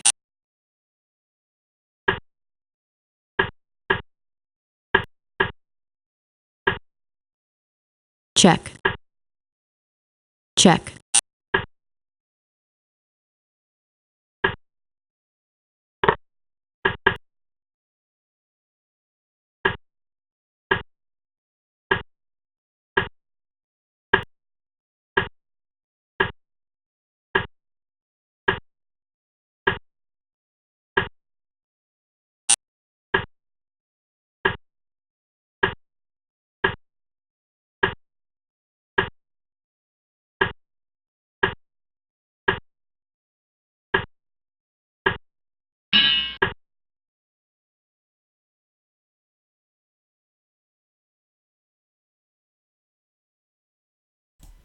You know, it's funny.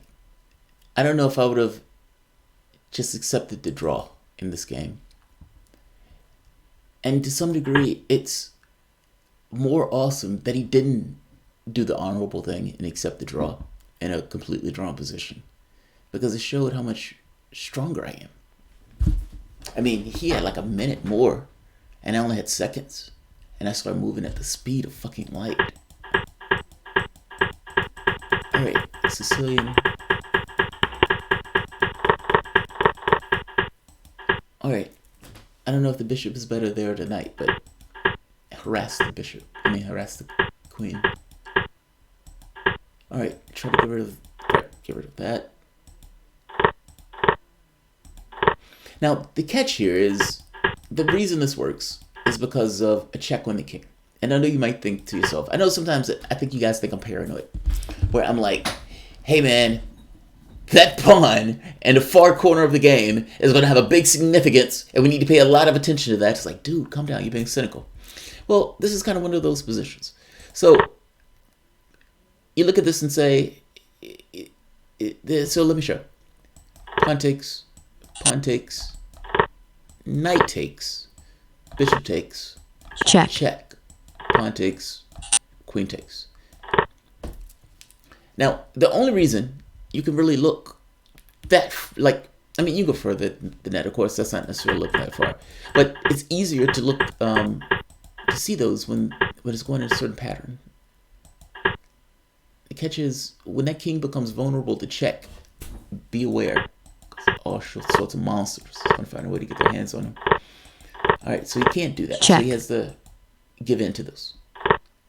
All right, he's pawn down.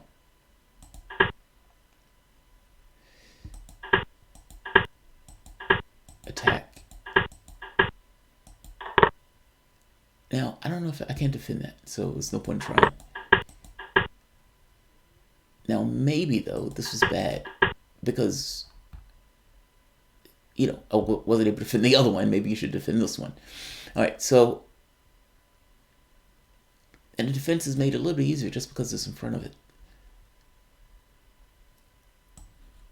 I suppose maybe bolster this.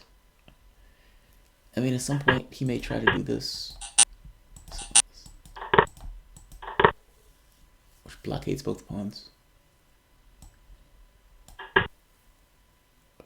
This position is difficult because ultimately you're talking about an in-game position that has to be clarified.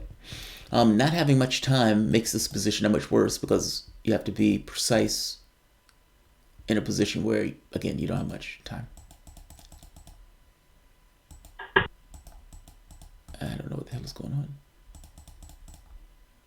All right, I don't know what's going on with the ICC. All right, let's get one more game, man. Win or lose, one more game. But my powers are going down. It's becoming self-evident. I'm losing steam. One more hurrah.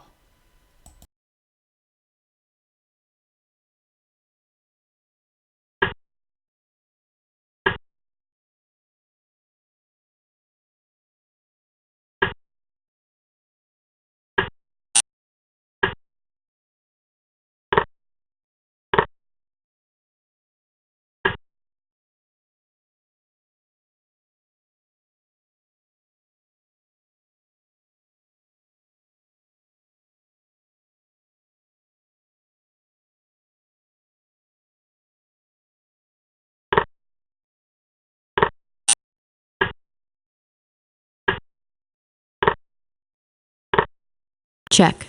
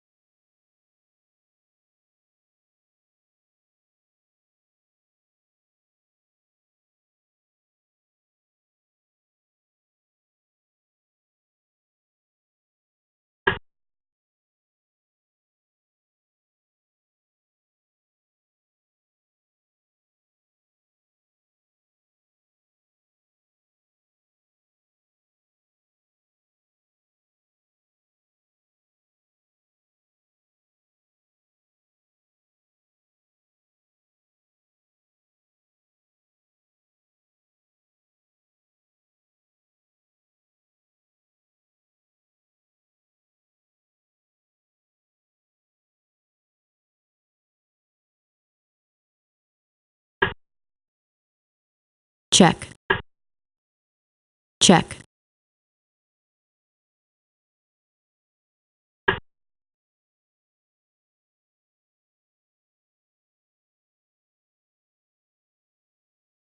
check,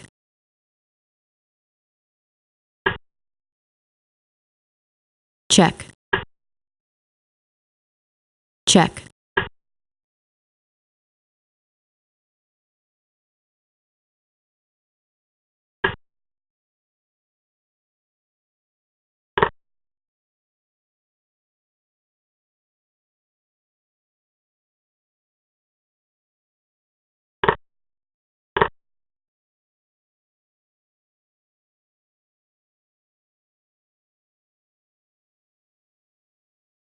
check,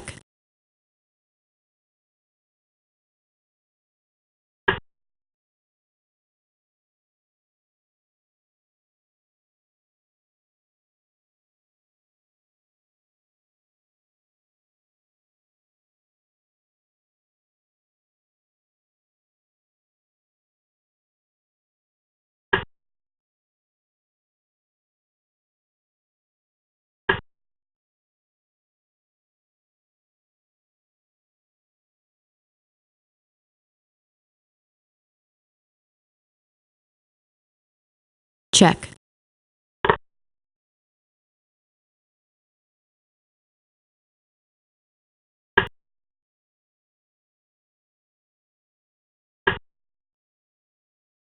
check,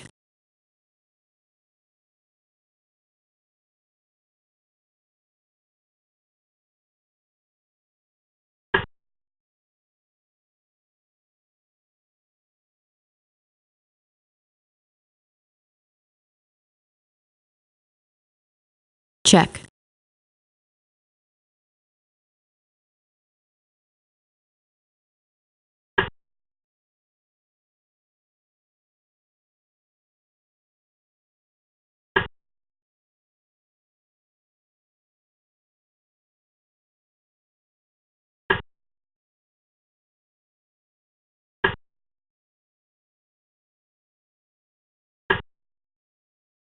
check.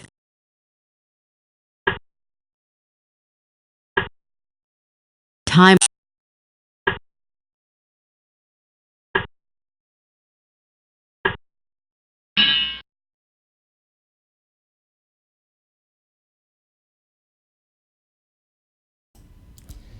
You know, I think it's a Russian saying, and I know sometimes I say there's a Russian saying. It's only because a lot of the chess history is between the United States and Russia, or the Soviet Union. It was like the battle between the superpowers.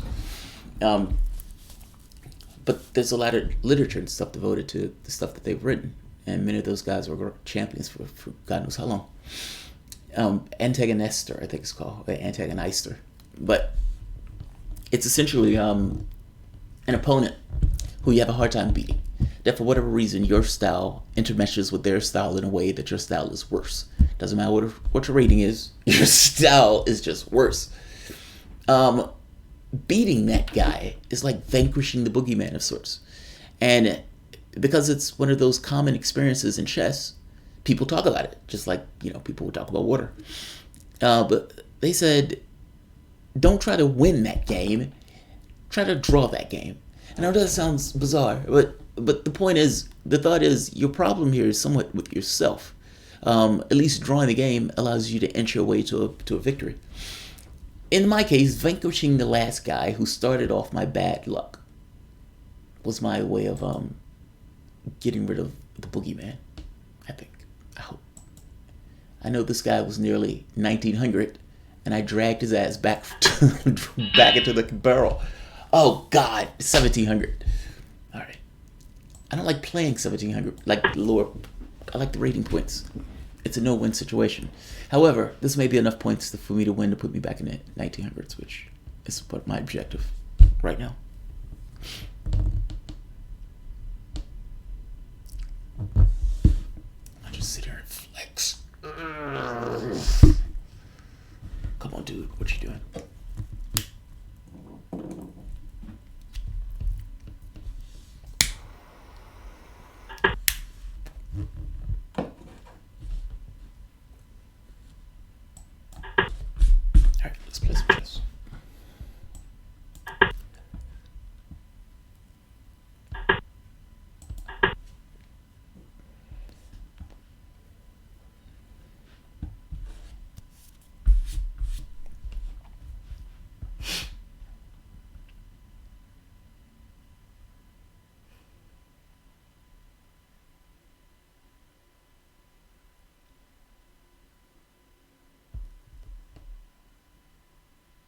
on, dude. This is really exciting.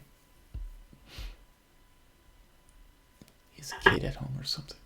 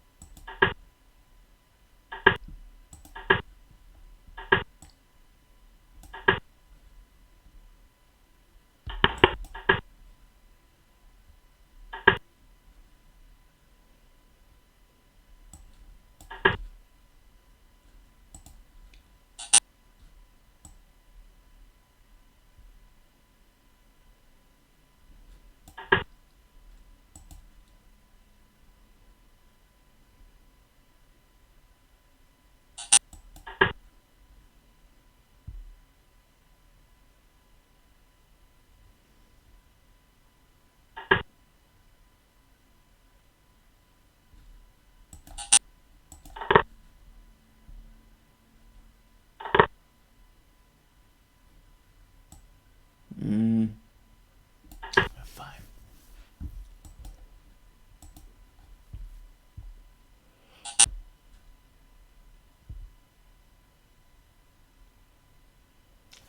Dude. Fine, Carlson.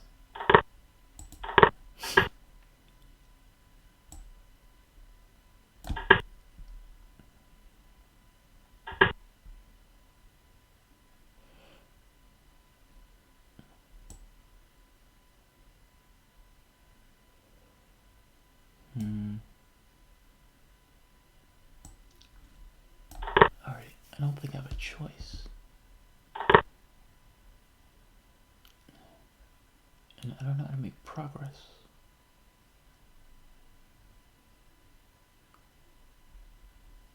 Alright. Let's try that.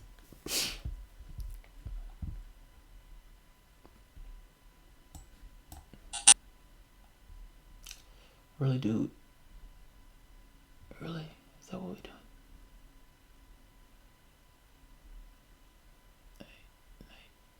This queen takes. Alright, that's risky, but fuck it, I need progress.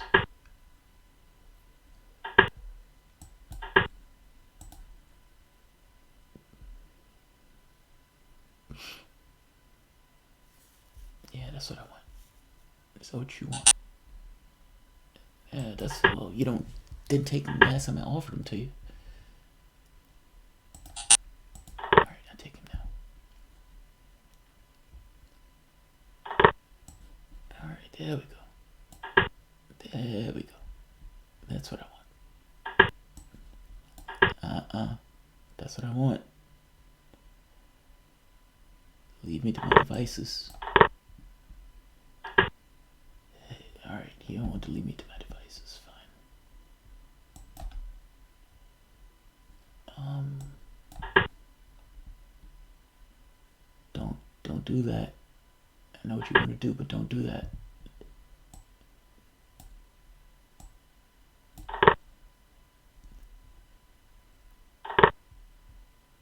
There's way too much fluidity going on right now.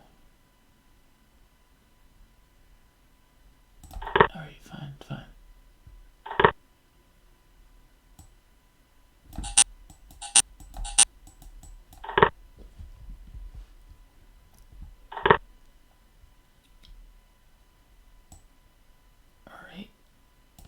Alright. I don't like this. And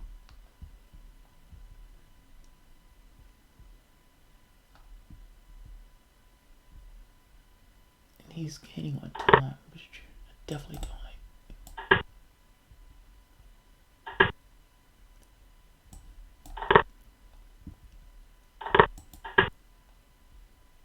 Oh shit. check, Yes, check. Oh fuck. check, Fucking hell.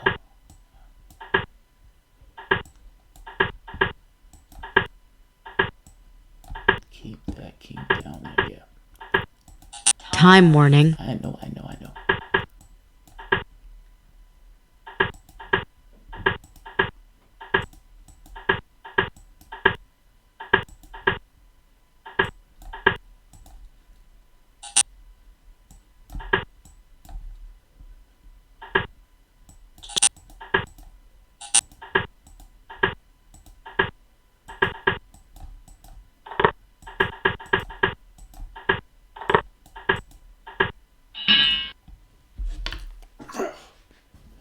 It's not sexy, but it's still a win.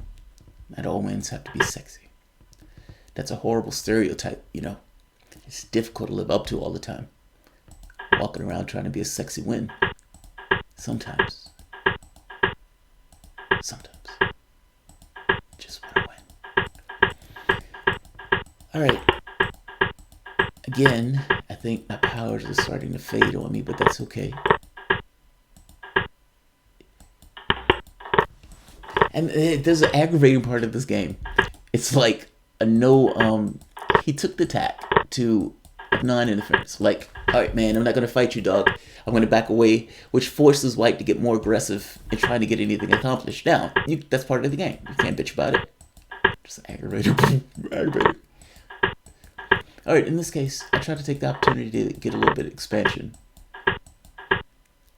This was a good move. And I didn't see this. I was playing like the position wasn't fluid. Alright. Even. That's another thing. For some reason I felt like I was up in the game and I wasn't up in the game. Now this. Just this. I mean, granted, it's a draw, but still. But nevertheless, that's a win. Is that enough? I don't know if that's enough for 1900. So, one last game. Oh man, my powers are failing on me. My powers are failing. Is anybody here? There's no way people are still here. There are people here? Holy shit, there are people here. It's toxic as fuck, you beauty.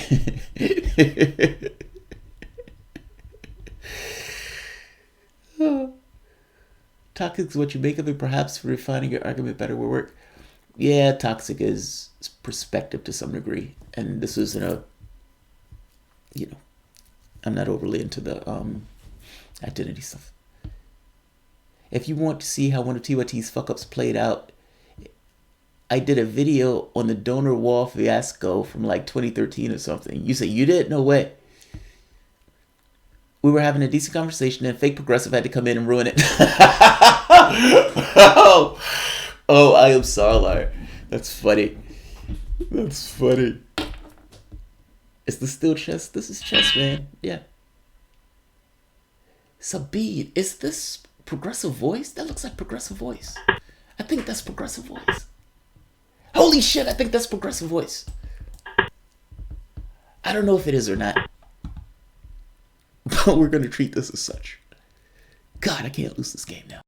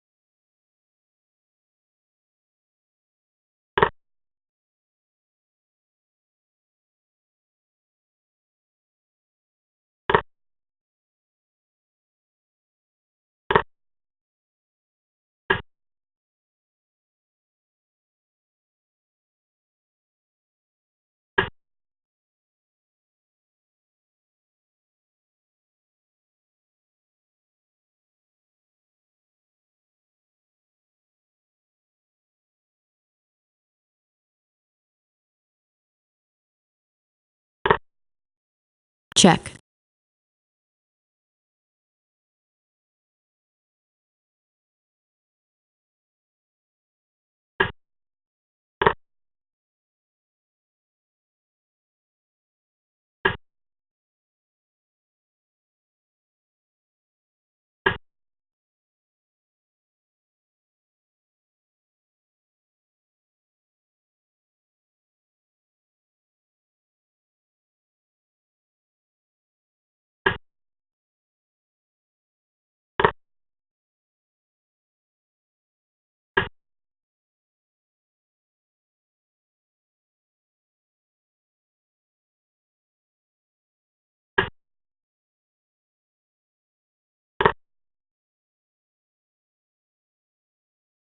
time, check,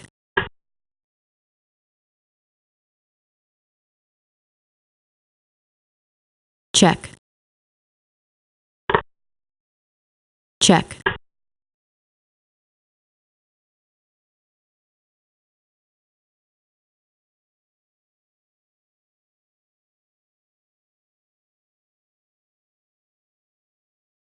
check, check, check, check, check, check,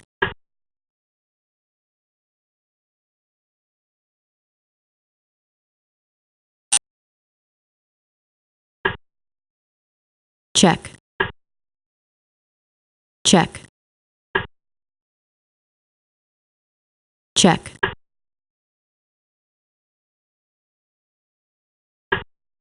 check, check, check, checkmate.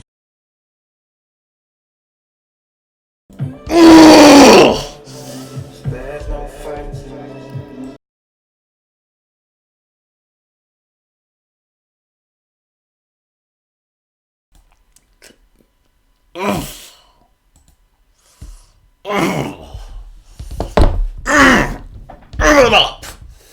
Give it up. Aggressive voice takes a beating. Go back to your channel. Go back doing cat videos. Analysis. Oh, that's a brutal beating. I love that beating. I love that beating. I know you guys probably thought there's no way he's going to win this game. He only has 3 seconds left. What can the Progressive Soapbox do in this time frame? Nobody can win this game. Oh my God, he won this game. Oh! Brutality. Brutality and masculinity all at once. Crushing. Powerful. Erotic. Vulgar. Wow. No bullshit, I actually think that's progressive voice.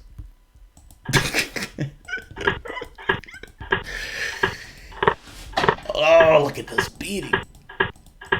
This is a beautiful game.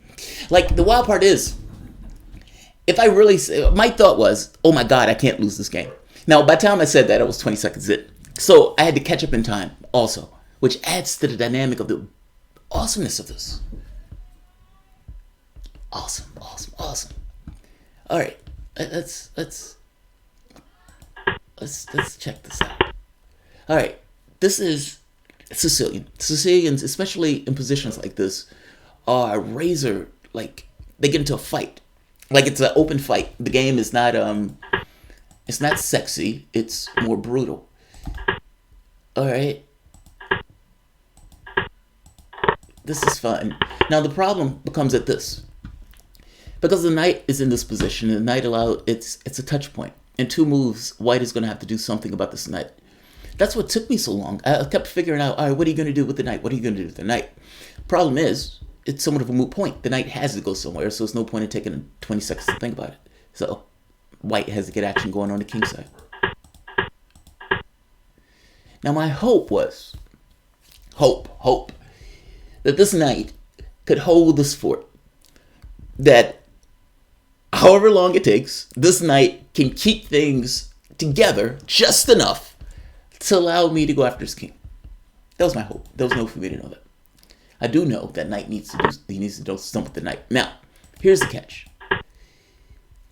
I also realized all at once that this queen has too many responsibilities. So this is premature. The pawn push is premature. And him taking this pawn is somewhat of a challenge. Because ultimately, black is saying, look, if you take this knight, you're going to get mated. Either white agrees with that or he disagrees with it.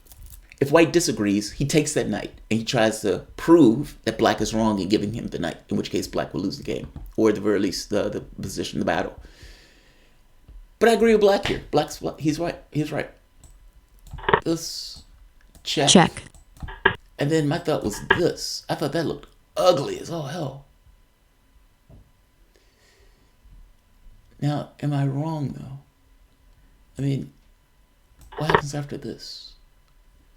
I suppose this. But this starts to get ugly. Like, right? I mean, am I wrong? Is this a boo oucher? I know white has to do something about that mate threat. That doesn't work.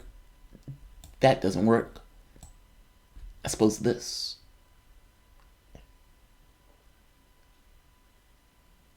But I don't know, man.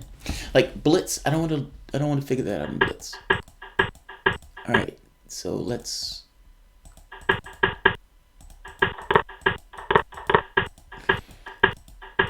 All right, open his position. All right, mission accomplished. I've opened his position. He still has 2 pawns in front of mine. Now I'm trying to get a check. Check. All right. Now, the catch is, does this work? Rook Check. This, Check. check. I don't think that works now. Like, not immediately. It doesn't work. And not only does it not work, there are responsibilities. All right, I suppose this holds that for like 1 second. What does black do?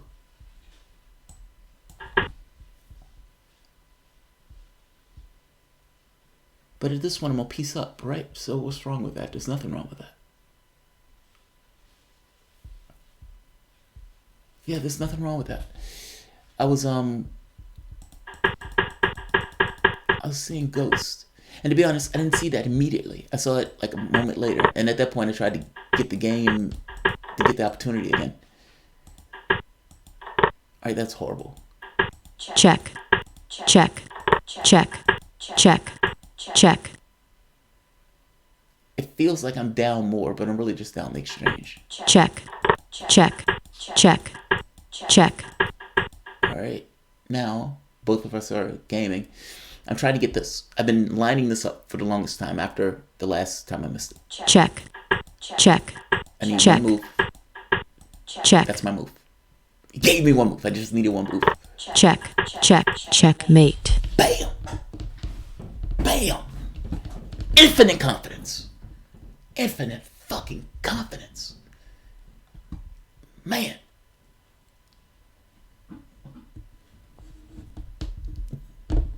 Jamarl destroys progressive voice. Epic. Full power. Full power.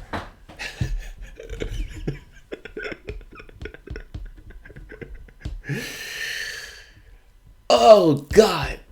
Awesome. Absolutely awesome. All right. I said I was going to play one more game until I lose. Well, I didn't lose that one. Progressive voice took it out. So, let's see. Does anybody else have a chance? I actually think Progressive Voice's name is Sabid. I could be wrong on this, but I think that's him. I could be wrong. Somebody's going to have to ask him. I don't care enough.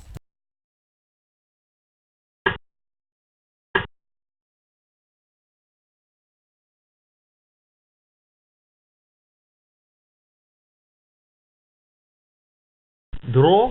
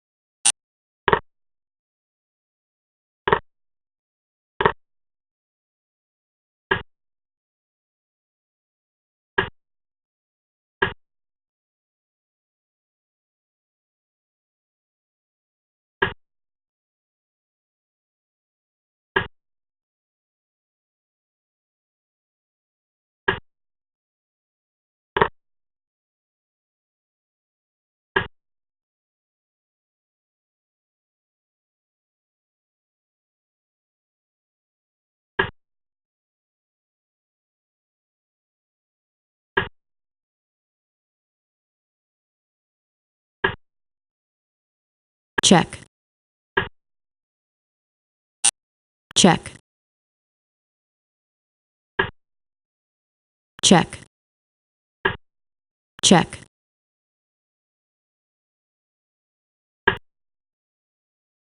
check,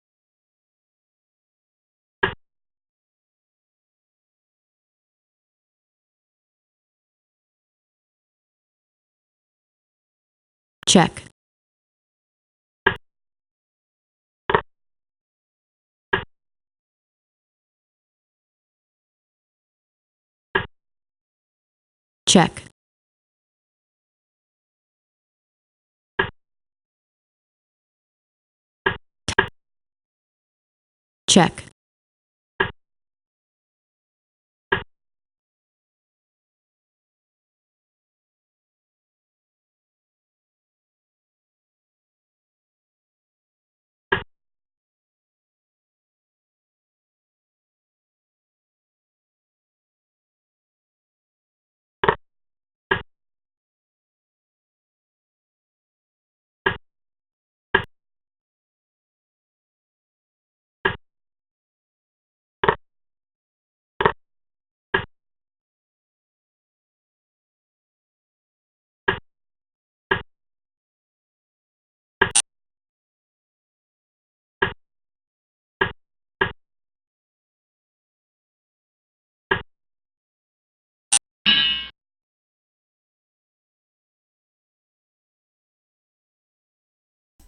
Played well, but slow.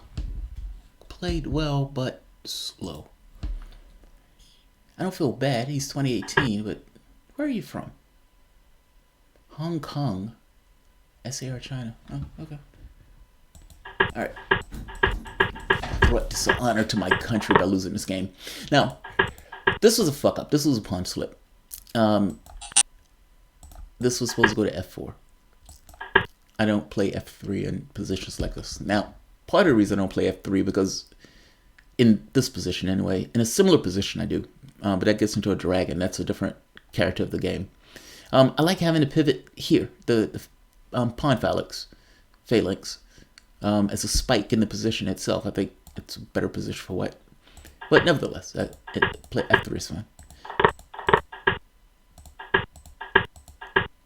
Actually, f3 is not fine. I don't like f3. Because I get into problems like this. This knight is in a bad square. Like so. And not just the knight is in a bad square. It's a few things. For one, f4 at the very least inhibits e5. So the entire character of the position changes. Also, this knight is miserable. It has nowhere to go. As opposed to being able to go to f3.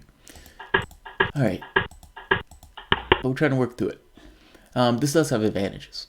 This immediately comes to mind. Alright. That seems natural. Now, this probably would have been better. In fact, I don't know why I didn't do that. That would have spared a lot of drama with this. I have no idea why I didn't do that. Oh, I know why I didn't do that. Fuck. When I'm playing this position, I'm playing it in somewhat of a different way. Usually this knight is moving all the way around to get over here somewhere. But the knight is in a different spot. It's in Rome. It's not in... this is atypical for me. If that makes sense. I know you say, well, dude, you should have just automatically did. Not so much. Some of this is by feel. But nevertheless, queen takes... And now this bishop has a miserable life. check, Alright. Up material, a pawn. But I'm down like a minute.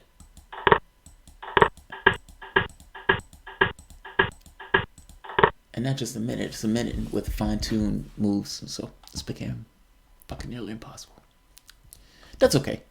I've pushed my rating up to 1900. I'm content. I'm content. Alright, guys. I'm going to end this. We've been fucking around for a while.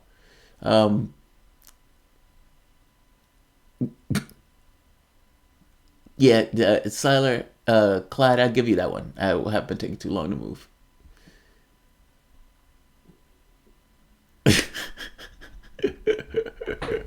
Alright, I'm going to end this. If you guys enjoy the chess content, let me know. Sound off. I don't know how many people like it. I do it because it keeps me honest with the games. Like, if I'm sitting here playing by myself, I'm just kind of fucking around. It's another thing when somebody else is watching you. It makes you very acutely attentive to winning, which is what I want. That's how you get better. All right, I'm going to end this. If you guys enjoy it, can Jamal ever play black again in real life? The dogs legally own the house because the squatter's law. That's funny. Yes, I would kick your ass at chess. I kick most people's ass at chess. At least I used to. Not anymore. These days, it's... Actually, now, I have been getting better, if I'm being honest. I mean, when I started this, when I started back playing, I think I hit rock bottom at like 1500. And that was like, oh, the fucking world coming to an end. And then I started playing a little bit more consistently with the goal of trying to get better at it because I wanted to regain that skill back. That's not something I wanted to lose. And so it started to edge up. So at this point, I can consistently stay in 1800s. Like a worst day is maybe 17. Good day is 19 something. I haven't necessarily been able to break and maintain 2000 yet, but we're on the way. All right, guys. You all have a good one.